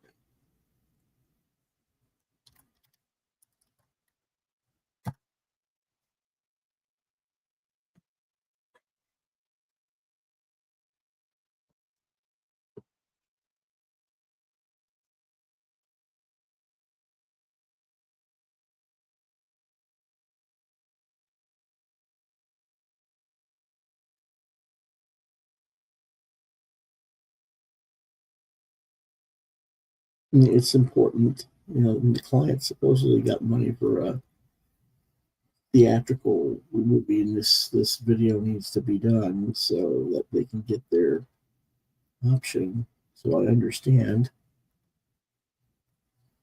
And the boss is nitpicking it, which, it makes sense to some degree, but in a way it doesn't because, well, I can't go into all the details. It's one, I don't know all the details. Secondly, it's really not meant to be public knowledge. So it's just frustrating for anybody making an assignment and you just can't get your client to like be happy. What did we do wrong? No, no, kitty. I've just fed you. Just because Dad's hiding in the bathroom. My dad, not me. He's not hiding really. He goes in the restroom and to cut up paperwork and put it in through the shredder and stuff, so that you don't have to listen to him, the shredder going crazy. I said no, don't do it. Don't you do it. I fed you. I watered you. It's enough. Go lay down. Go lay down. I know you want attention too, but no, you can't have attention right now. Don't you do it.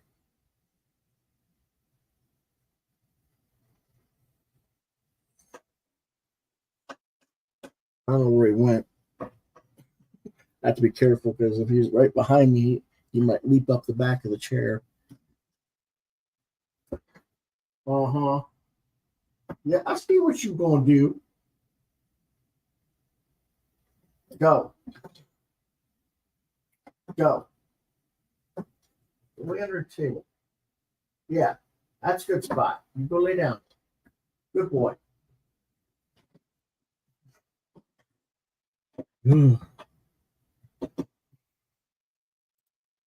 Sorry about that.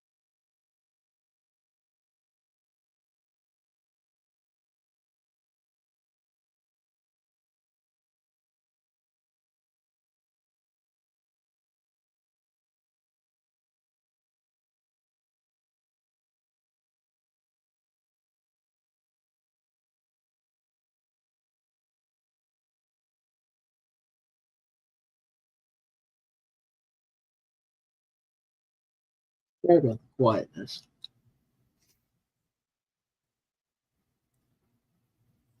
Sometimes I get focused to where I'm not talking while I'm drawing. I apologize for that. Um, People like what they see. I don't know if you're new to the show. Um, Please hit the like and subscribe. Not every episode is quiet like this. A lot of times we're talking like crazy. Uh, Most of the time we are. We do comic reviews and manga reviews and industry talk. We have guests on the show. We're waiting to hear back from two or three people about possible guests this week, and that's why I don't know what I'm doing for sure. Um, I was kind of wanted Chris to get in here so we can find out what's what, but he probably hasn't heard back from who he needs to hear back from either. So that is the way it is. All right, let's do this.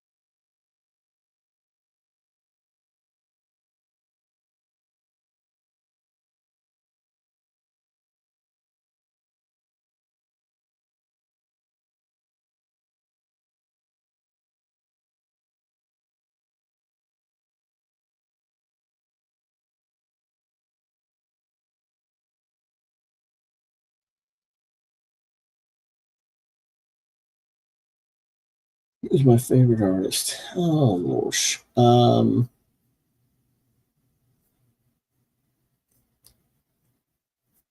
There's a toss up between Mer and Perez for most of my life.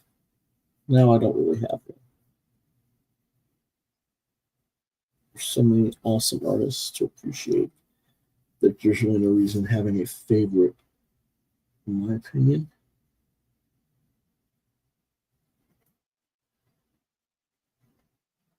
For me, now, of course, your tastes and reasons may differ.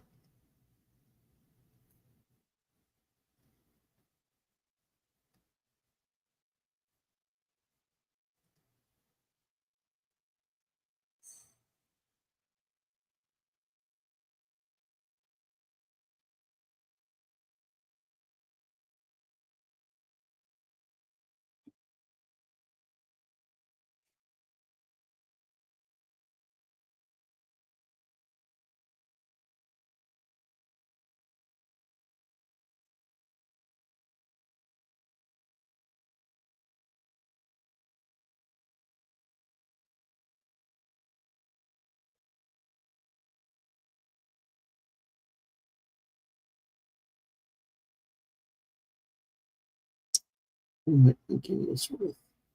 Uh, point 0.5 like that. Limit. But I'll be switching it off to a smaller pen size shortly.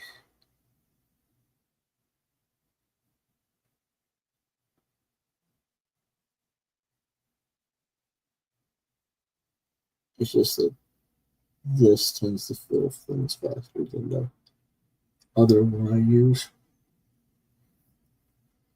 And I want to kind of get this filled and over and done with so I can get to the color inside of it.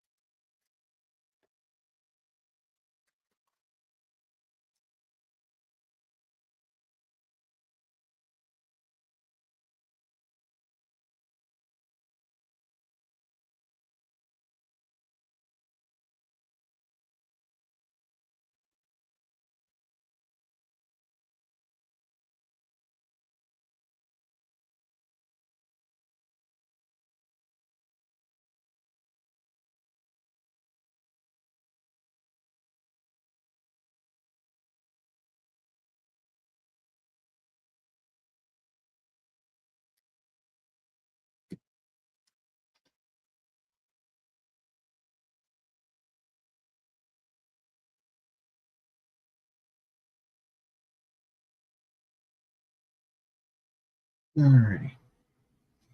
This is the 5 step. So this.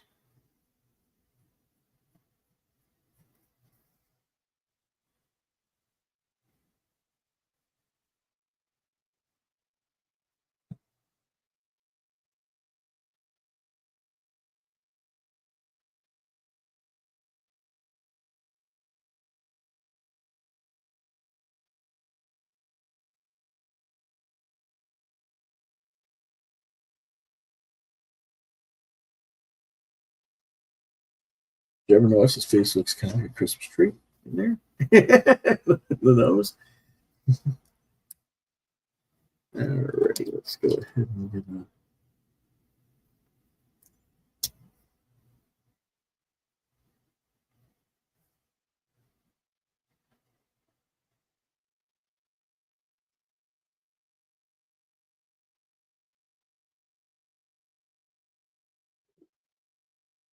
just a second, folks.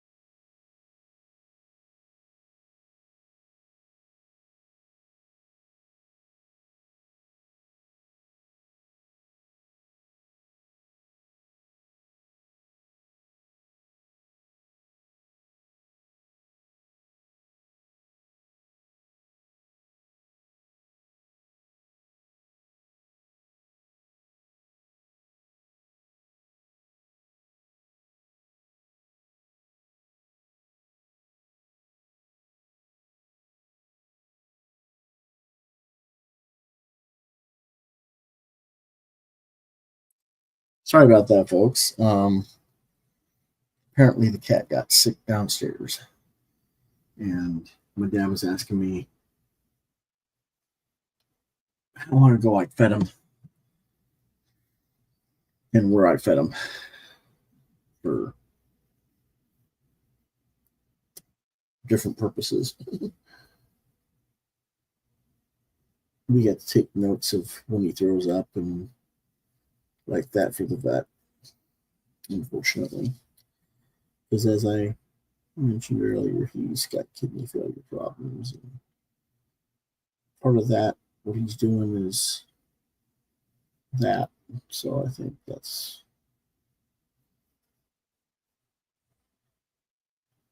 what's going on with him, unfortunately. But anyway,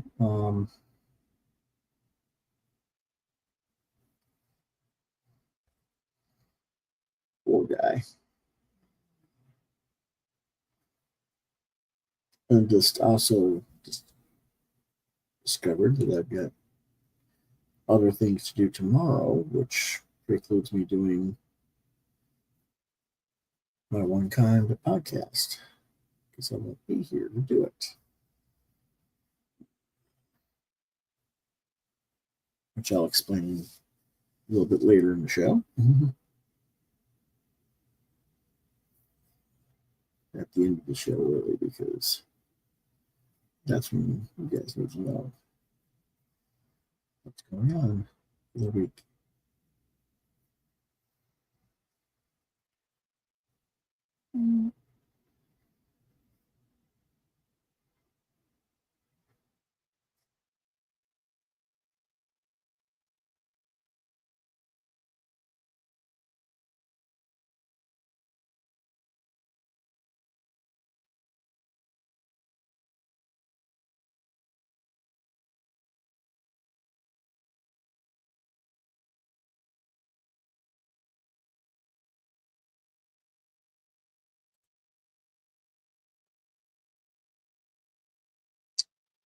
Again, I apologize for having to step away from the show.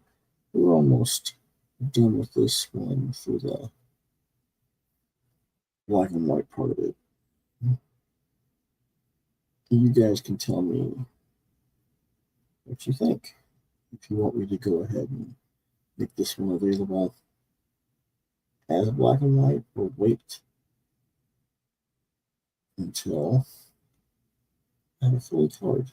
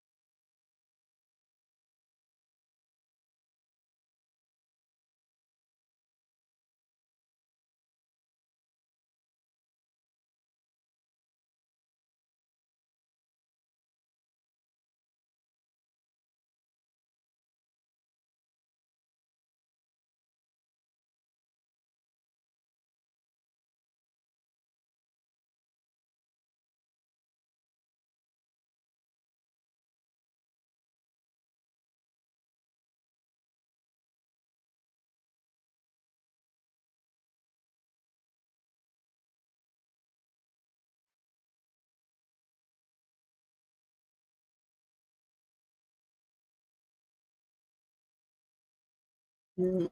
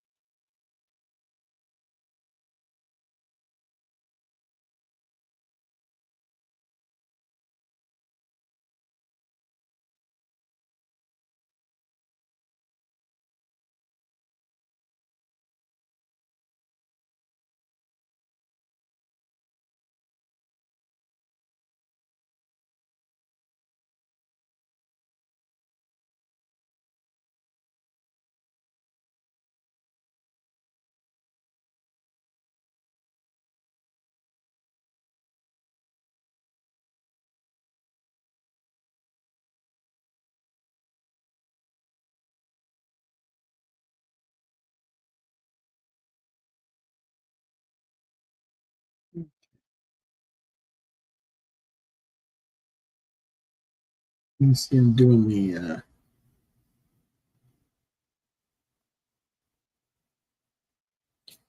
facial things here on the side. And I don't know how accurate I'm being to the actual mask or whatever, or design of the original creature. I'm kind of doing my own interpretation, I guess. But I think it looks, relatively speaking, pretty accurate.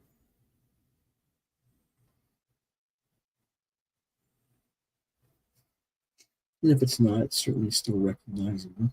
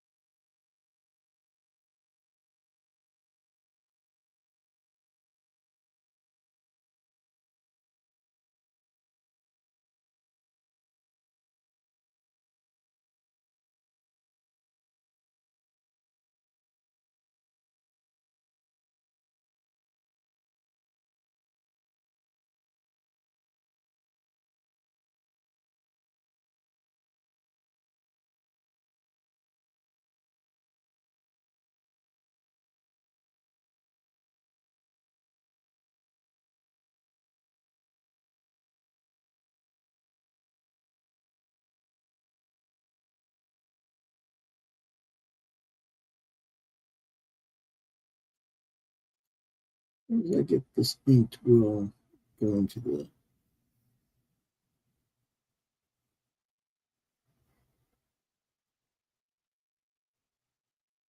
sale part of the show. Okay.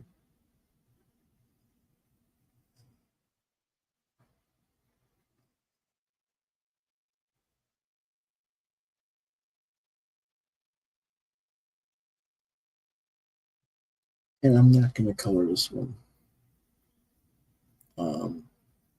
because there's just no way I got time to do it and get this by 5. So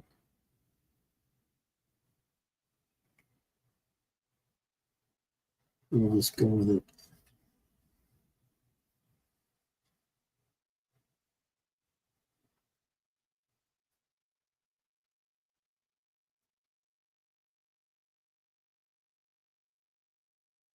Black and white.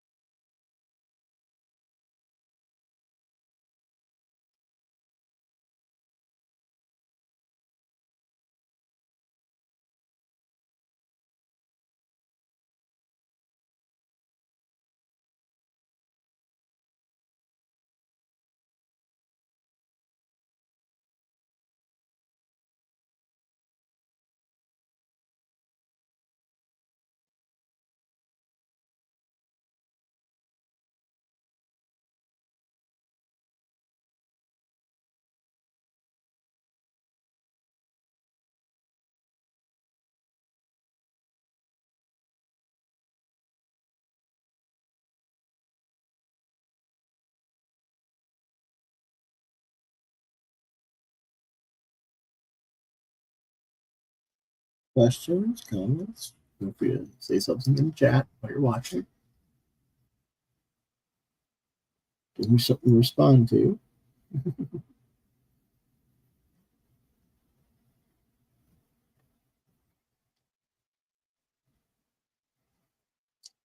Imagine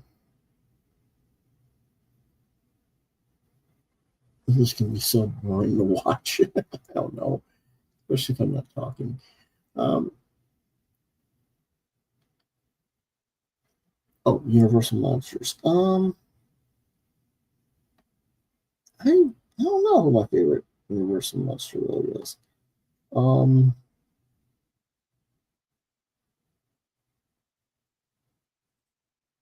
Let me think about that for a minute. It's probably Dracula, Bela Lugosi, but I don't know. Yeah, I'd probably go with Bela Lugosi as Dracula. But I mean, as far as the characters themselves, I don't really have a favorite per se. I mean, poor creature doesn't really have any speaking part or anything.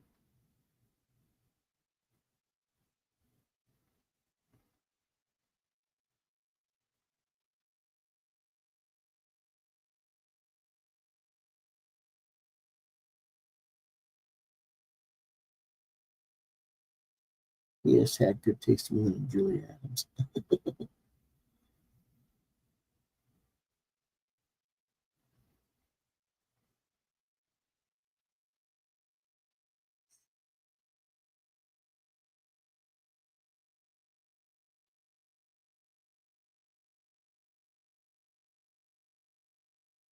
He's been a little bit finicky. We're using it too much. It's getting a little bit wonky. Gotta be careful with it.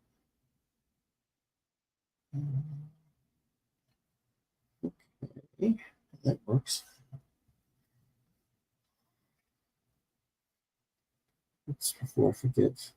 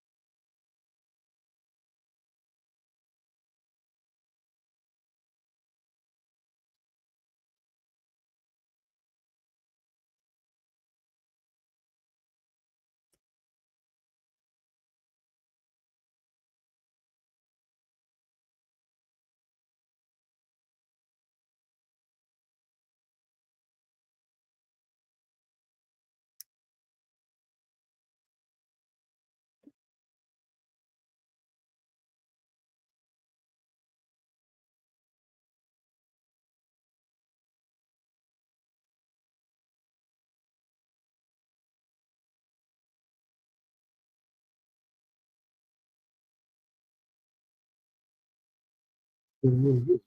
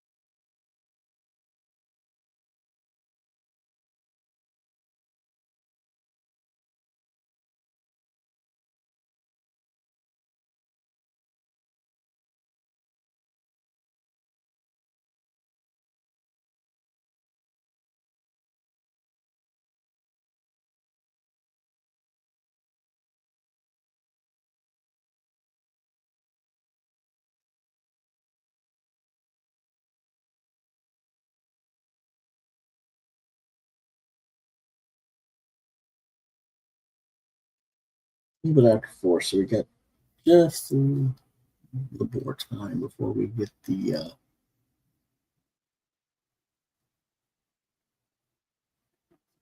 other part here going. I'm going to try and get this going a little bit faster because I'm going to be out of here by 5 today. I've got quite a bit of stuff to show, so let me kind of zip through this link. So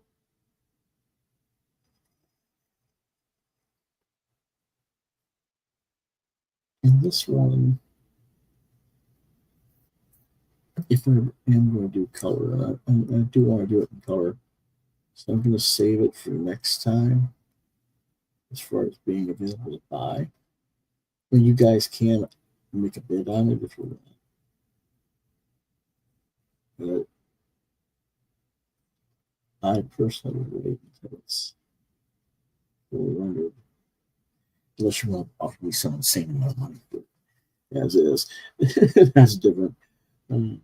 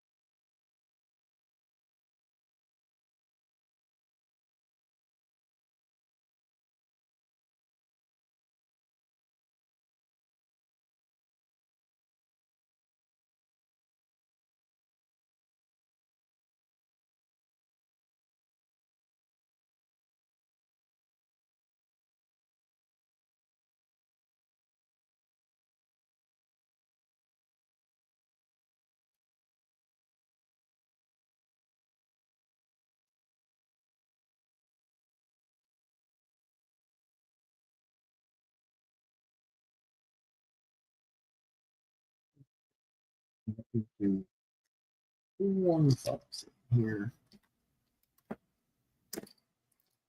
Call it good.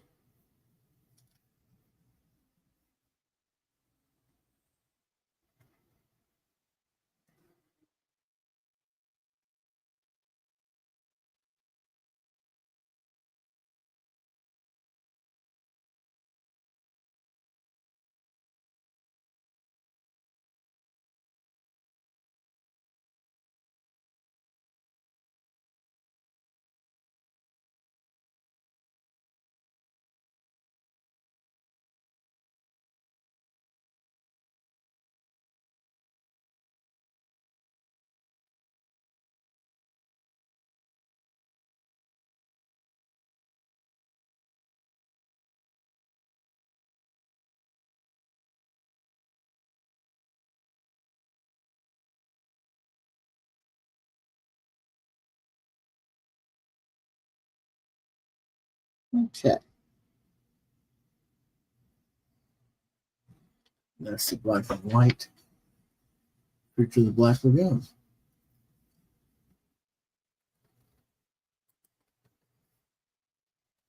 Oh, here we go on the stick foot.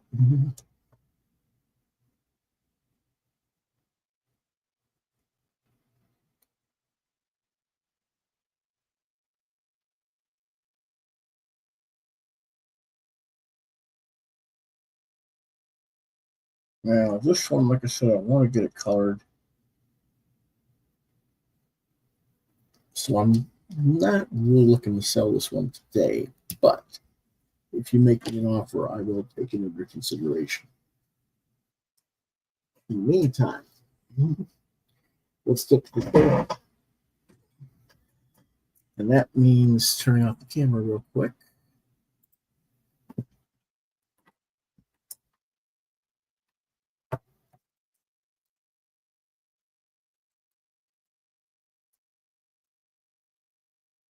I'm still here, folks.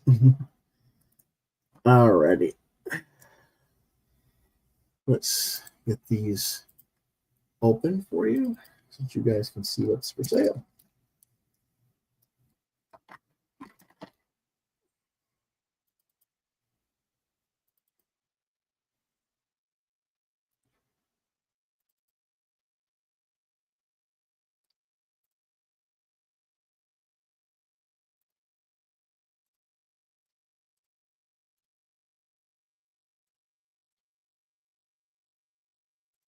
All right.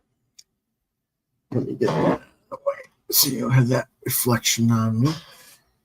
And something's missing here. All right. I'll take that out.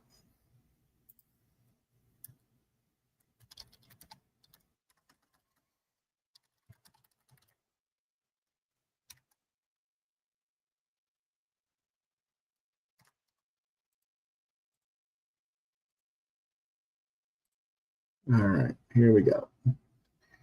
Our first item of the day is Thundercats Lion-O sketch cover in 2025. Price $35, includes the shipping and handling in the continental US.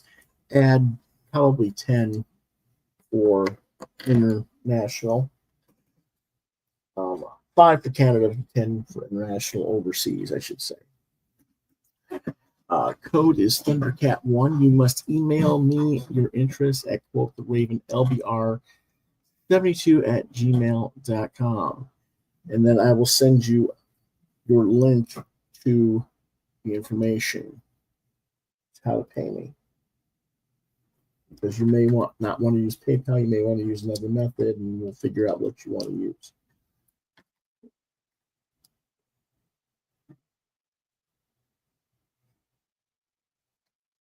Okay. Again, this is the Thundercats Lion-O sketch cover, issue number 1, or issue number 0, I guess. No, it is 01. They put 01 on it for some reason. I don't know why, but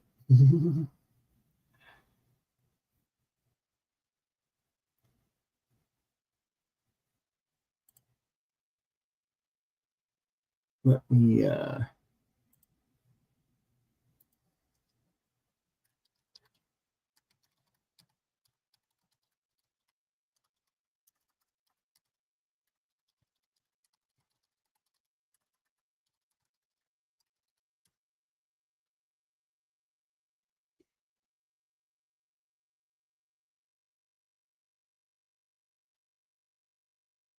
and let me also see.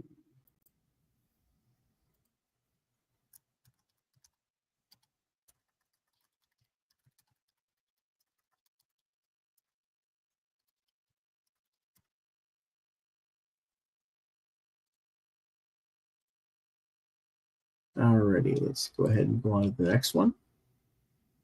We'll revisit all these anyway. Terminator from 2025, issue number 1. Sketch covered by me.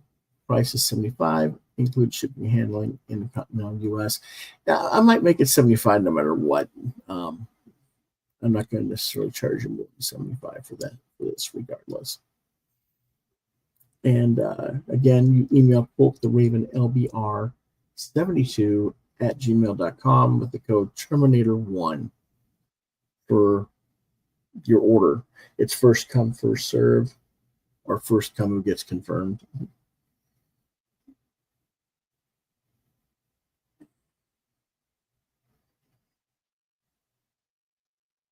And these are basically, stuff that you've seen me do on the show in the past.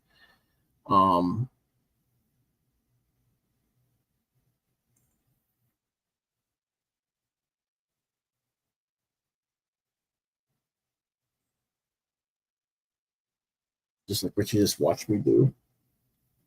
The preacher and the Captain America.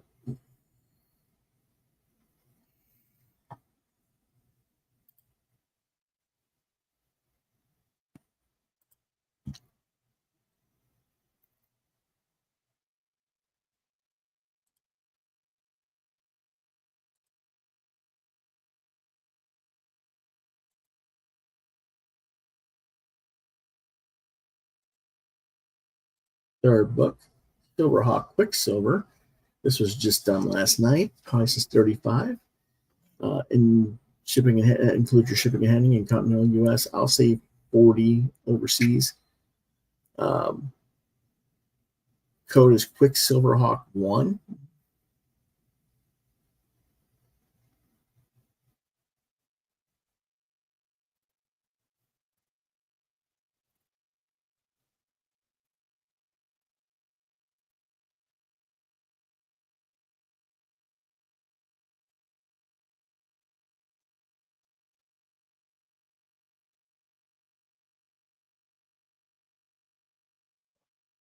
These are all done on your traditional sketch cover, blank sketch covers.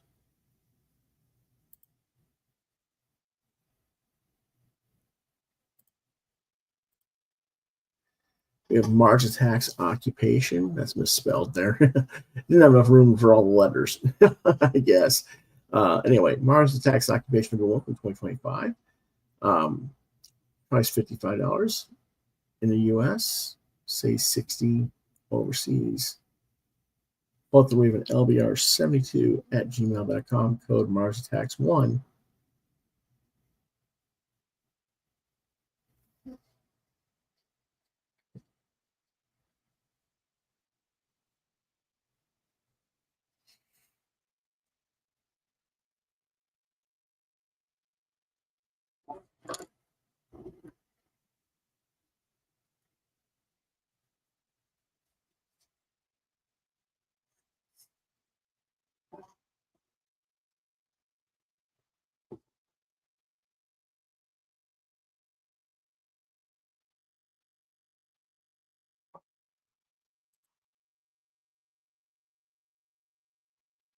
Okay. Savage Wolverine number 14. Just did that last night. 45. 45 either way, continental or overseas. Code Wolvie Savage 14.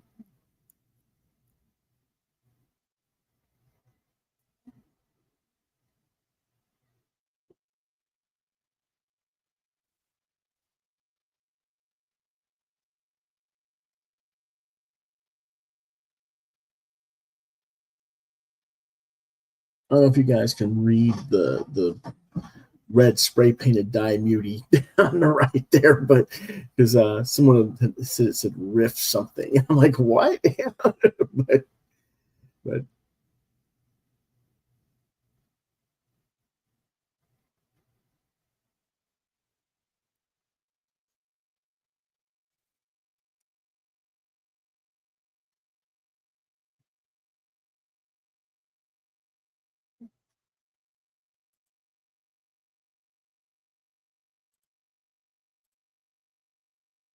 Avengers #7 featuring Ms. Marvel in 2022 when I did the original line art and then I colored it in 2025.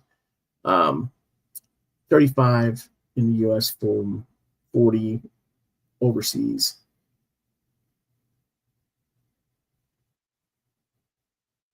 Quoth Raven LBR72 at gmail.com, code Ms. Marvel 2025.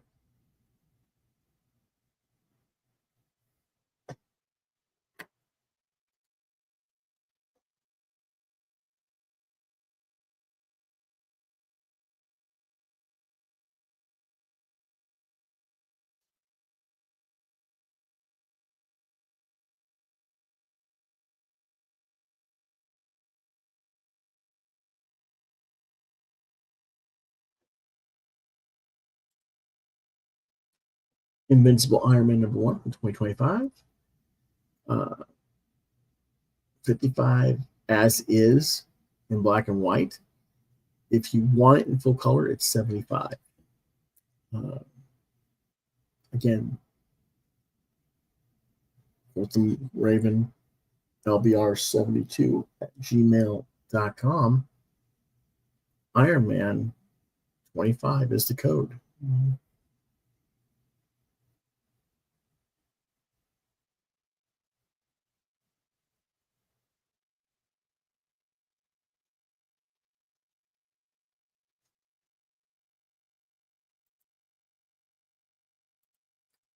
Hey Grant, how you doing? Quick question. Um, you paid me for the Jersey Devil sketch, the commission piece that I and Chris colored for you.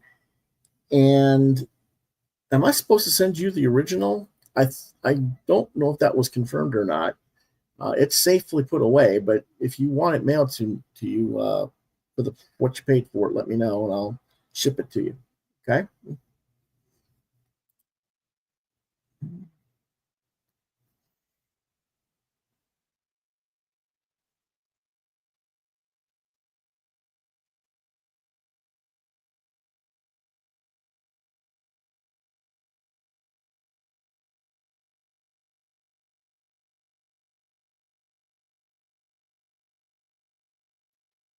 All right. Our next piece, Smashing Ant-Man from 2015 and 2020. Book is 2015. Book I colored it, did the artwork in 2020.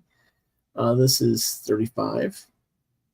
And that's either or shipping anywhere you want to go in the world. 35. Ant-Man 1 is the code.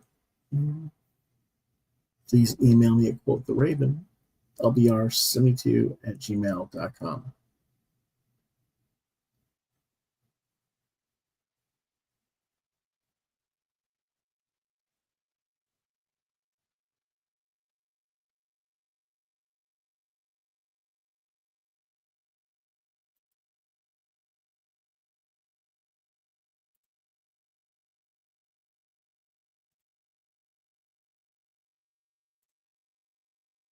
I don't know what happened. I had three people, and all of a sudden they're all gone.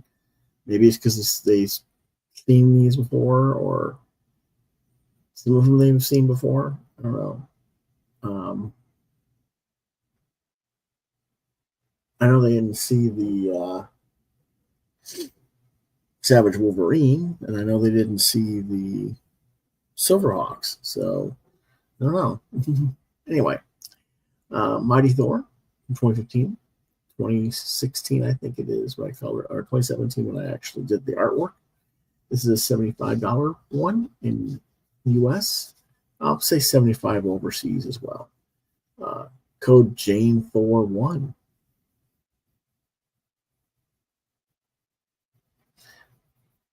Why am I willing to go hold these for so long? Why won't you give a discount? I've done them at discounts before too, so you missed them when they were on discount.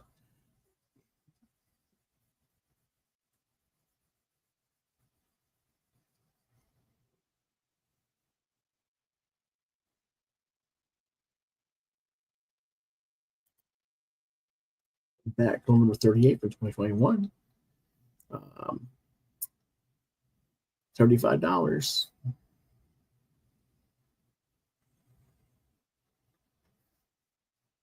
Code Batgirl 38.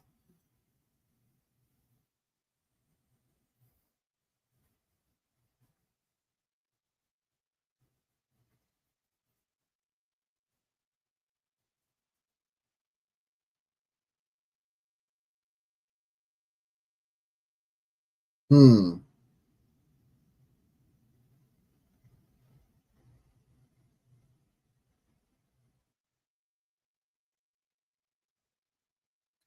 Just a second.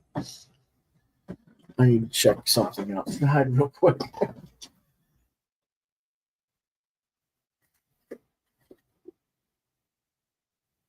Yeah, it's raining. Okay. I thought it was. All right. I wasn't sure if that was rain or wind. I was hearing hitting against the windshield or window, I should say, that windshield. But anyway, next one is Morbius, the Living Vampire. The book is from 2013, and the art is from 2020. Price is $40. And it's the joke gimmick cover where the dialogue that you see on this thing is the actual dialogue by the writer inside. Until you got to until I got my pillow. The whole thing on the left is everything that's in dialogue, and it's like I was like, this is so silly. So I'm just gonna make a smart ass remark about it. So anyway, he became a TV spokesperson.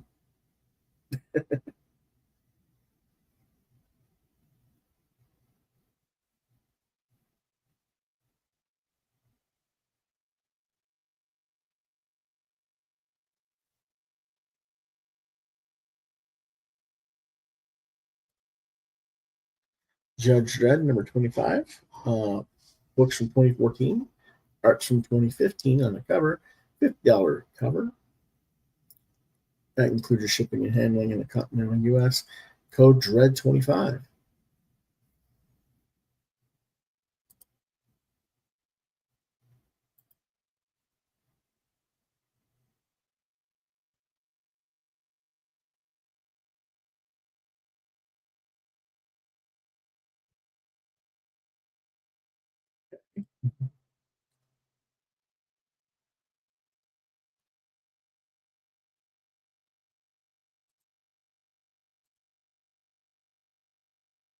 We have Dark Side.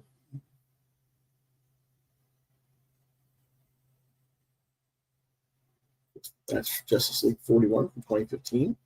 Art done in 2015. Price is $30.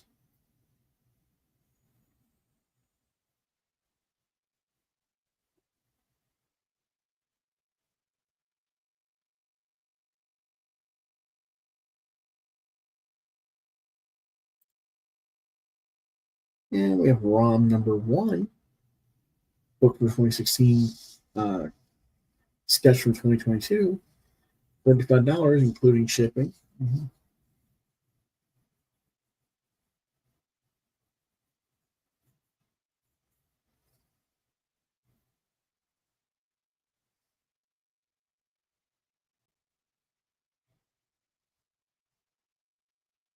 Code ROM 22.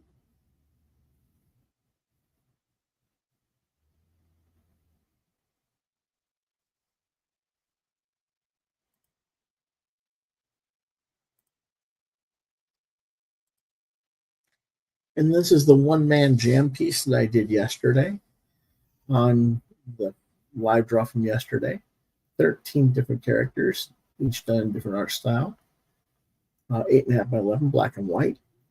From the top left, you've got the Gravedigger, a dinosaur, Wolverine, Hellboy, then Chip, who's a squirrel Green Lantern, a lizard man partially in the face back behind him, Baxter Stockman, which is the fly guy from TMNT, Turtles.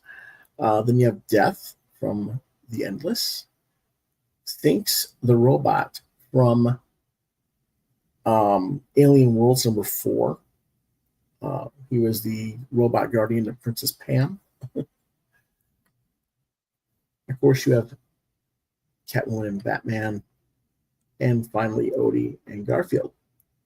This is $125. Of course, that does include your shipping and handling in the US and overseas, unfortunately, because it is more of a one sheet as opposed to the book. I do have to charge the extra. I don't know how much it would be overseas. You'll have to inquire. Quoth the Raven, LBR72 at Gmail, code One Man Jam.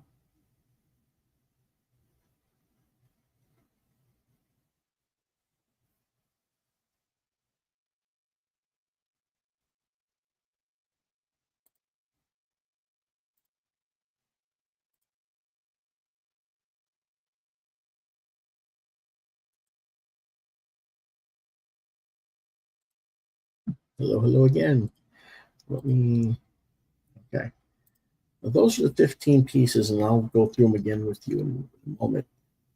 But there are two more. Again, we have the Captain America pieces I just did earlier today on this episode. This one is 40, including your shipping and handling. Both the Raven LBR, CB2.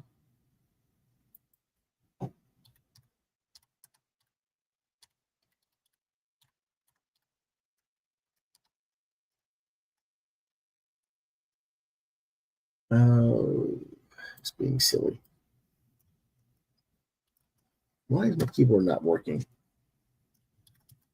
Okay, there we go.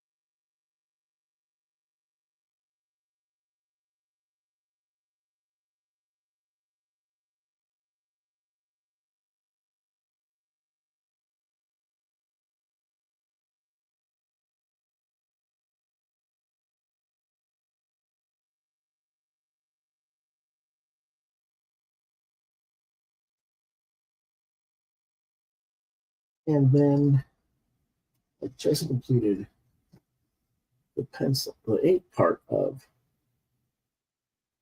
Creature of the Black Lagoon Lives. This will get colored, and we'll probably also go for 40 or 50. But wait for it. I'll probably have it for you next weekend or something, along with some other stuff for sale, because we're going to be doing some more of these as we go. So let me go back to the very beginning of this.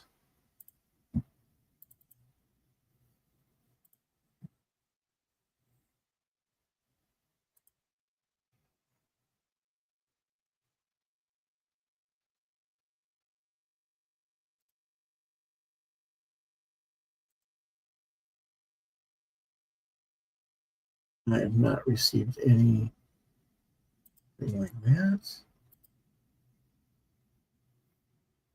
All right.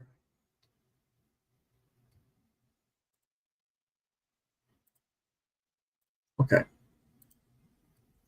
Again, this is the Thundercats Lion-O number 135. Good shipping and handling. To order it, email me at quothravenlbr72 at gmail.com. Thundercat1 is the code.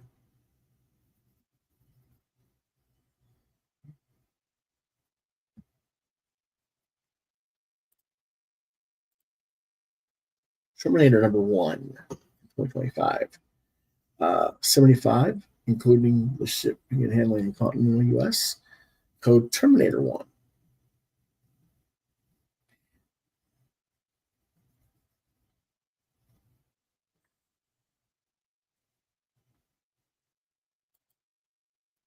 Silverhawk Quicksilver. Just did this last night. Sketch cover, $35. Code Quicksilverhawk1.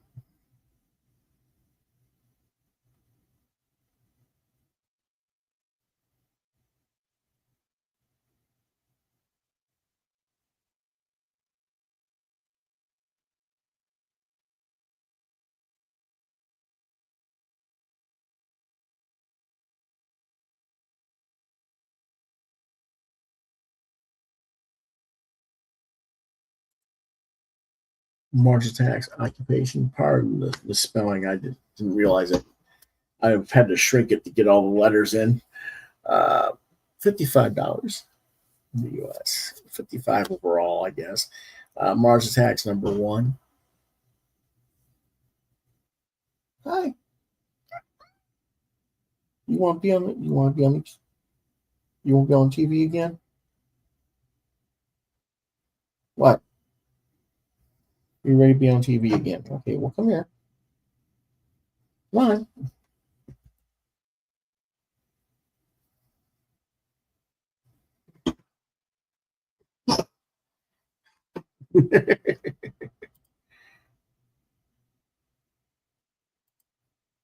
We've got the kitty. All right. You got to have the kitty showing up, being silly. He wants attention. He's like, hey, you're talking to the people. I want to see the people. I think what he's really trying to do is cover up my shirt. That tells the truth about everything. But anyway, let's go ahead and get back to the comics. We have Savage Wolverine, another one I did last night. 45. Code Wolvie Savage 14.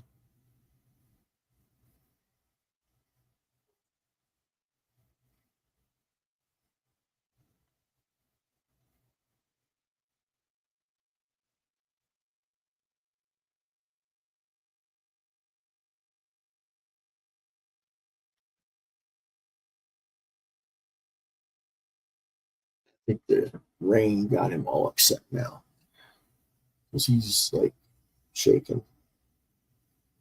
Okay.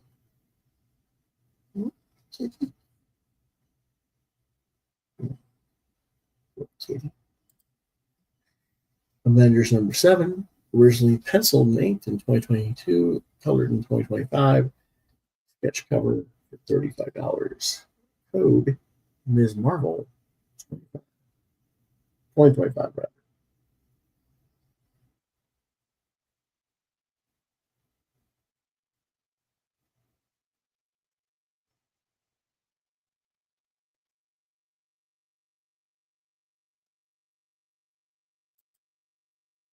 Invincible Iron Man number 1, $55 as is for black and white, or with the gray tone for the one piece of it. But if you want it in full color, it's 75.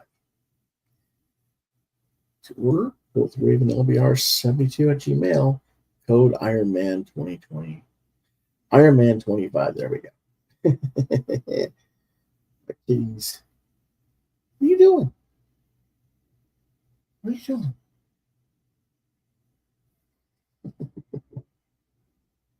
Distracting me. Little thing. All right. Ant-Man 35, including shipping and handling. Code Ant-Man 1.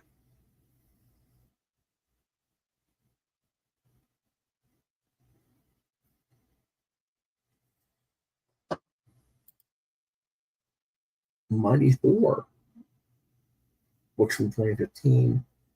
Art is from 2017. $75. Code Jane Thor 1.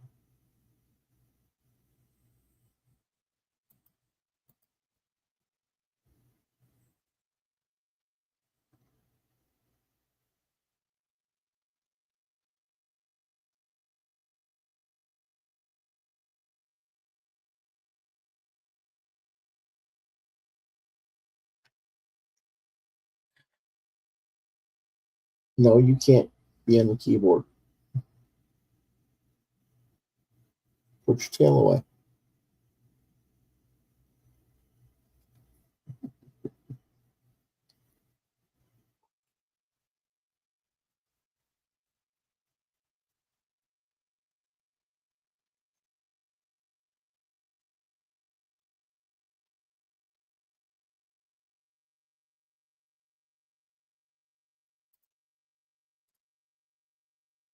Batgirl 38 from 2021. $35. Code Batgirl 38.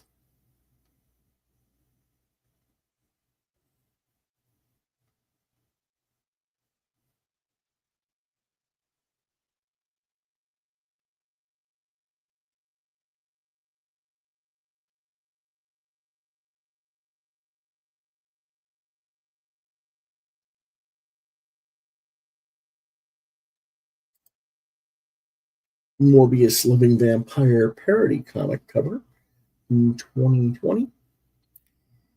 Price $40. Code Morbius Pillow.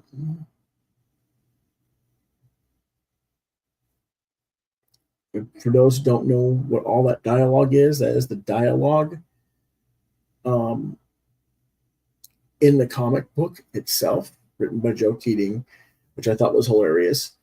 And so I made a joke out of it.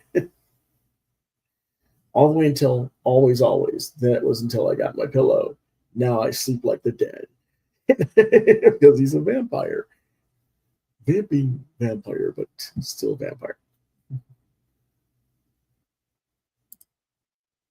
Judge Dredd 25.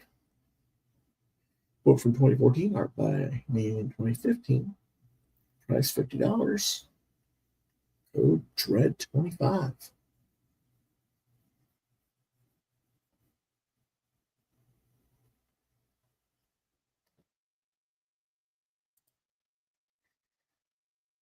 Justice League 41. 2015. The sketch cover. Art by me in 2015, $30. Code Dark Side.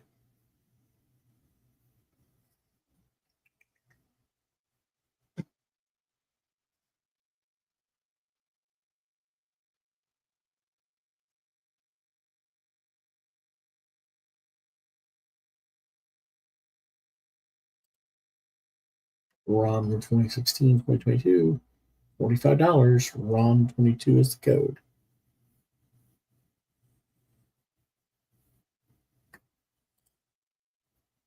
And then finally, the one-man jam piece. 13 different characters, each done a different art style. 8.5 by 11, black and white. Characters: the Gravedigger from Epitaphs from the Abyss, a Dino, Wolverine, Hellboy, Chip the Green Lantern, a lizard man behind Chip, Baxter Stockman, which is the fly guy from Teenage Mutant Ninja Turtles, Death, Thinks the Robot, which is from a story from Alien Worlds, #4 from Pacific Comics in the 80s, Catwoman and Batman, and Odie and Garfield.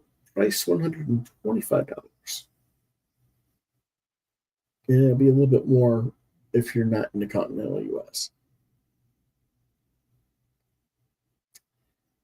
To order, Quoth the Raven LBR72 at gmail.com. Code One Man Jam.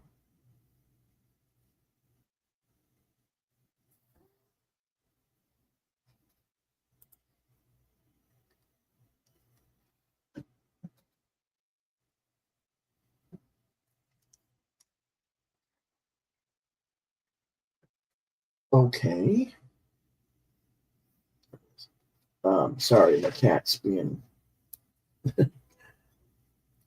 picky on things again. And then we have the cap cover that I just did on this show.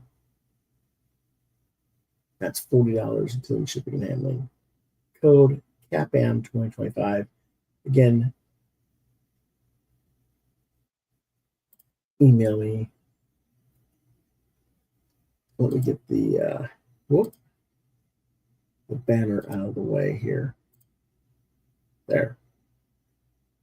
Mail me at quoththeravenlbr72@gmail.com.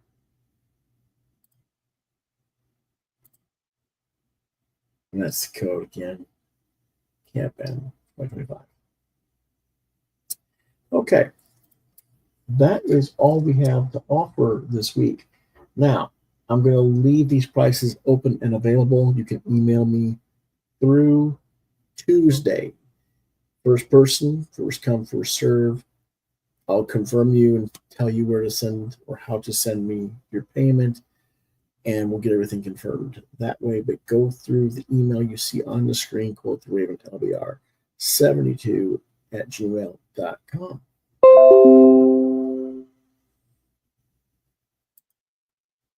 Let's see what that was. Nope. Okay.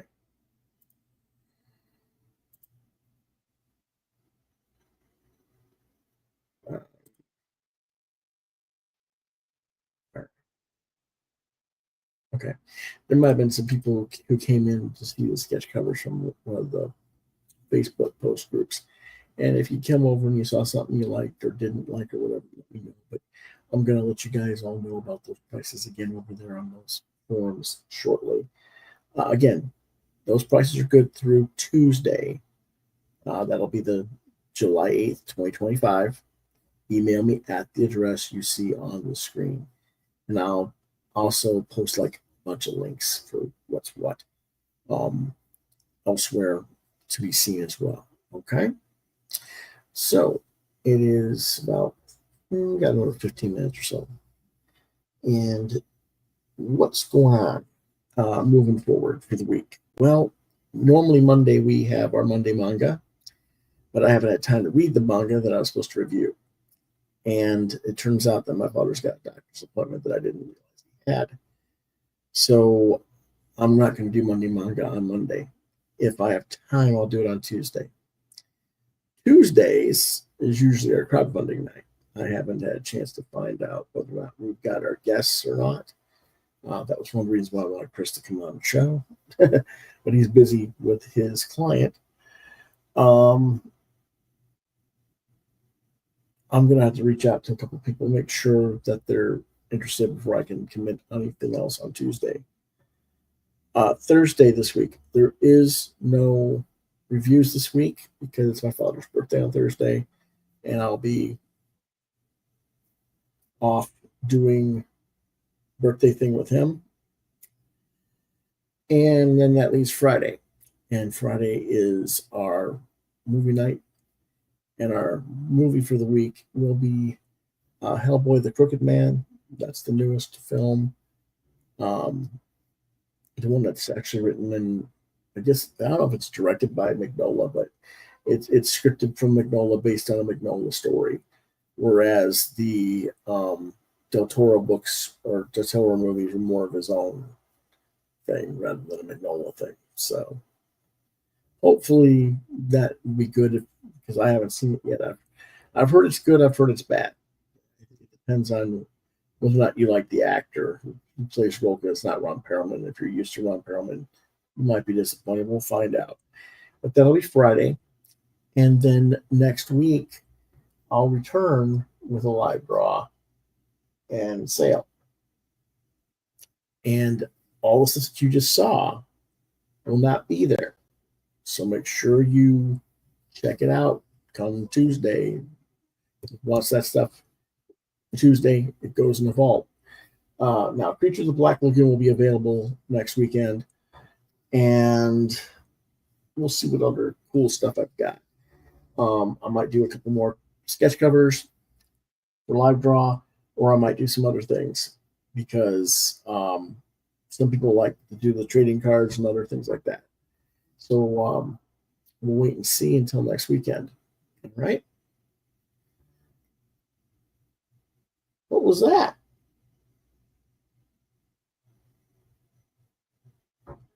For those who can't see, my fur monster's in my lap.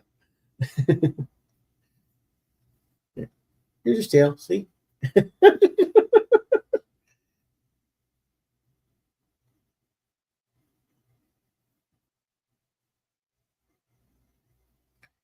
You nut. Wag that tail like crazy.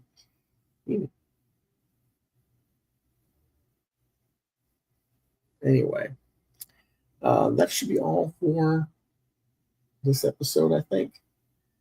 And I appreciate you all for stopping by and watching.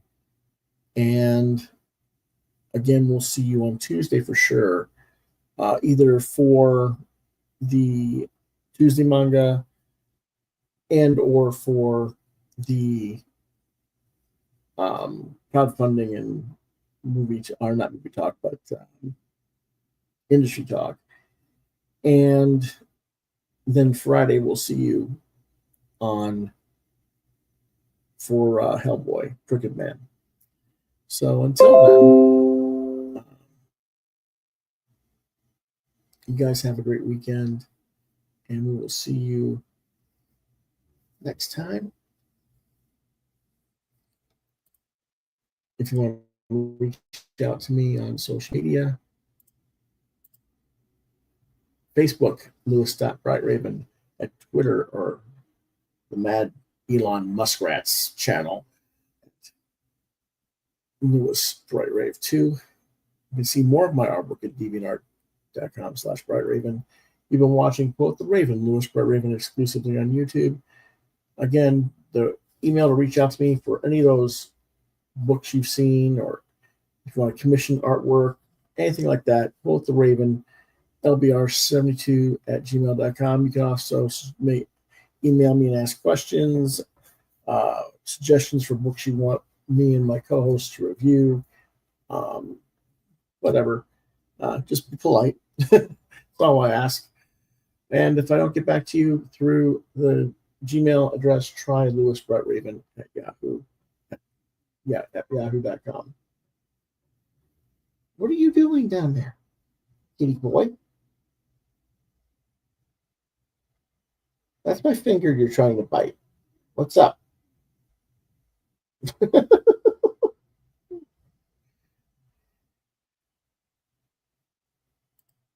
Silly cat. You want to say goodbye? No. I try to pick him up and let you guys see him so you can say goodbye, but you don't want to get up. I don't know why you're trying to nibble on my finger, but okay. Anyway, we'll see you next time. Quoth the Raven. Nevermore.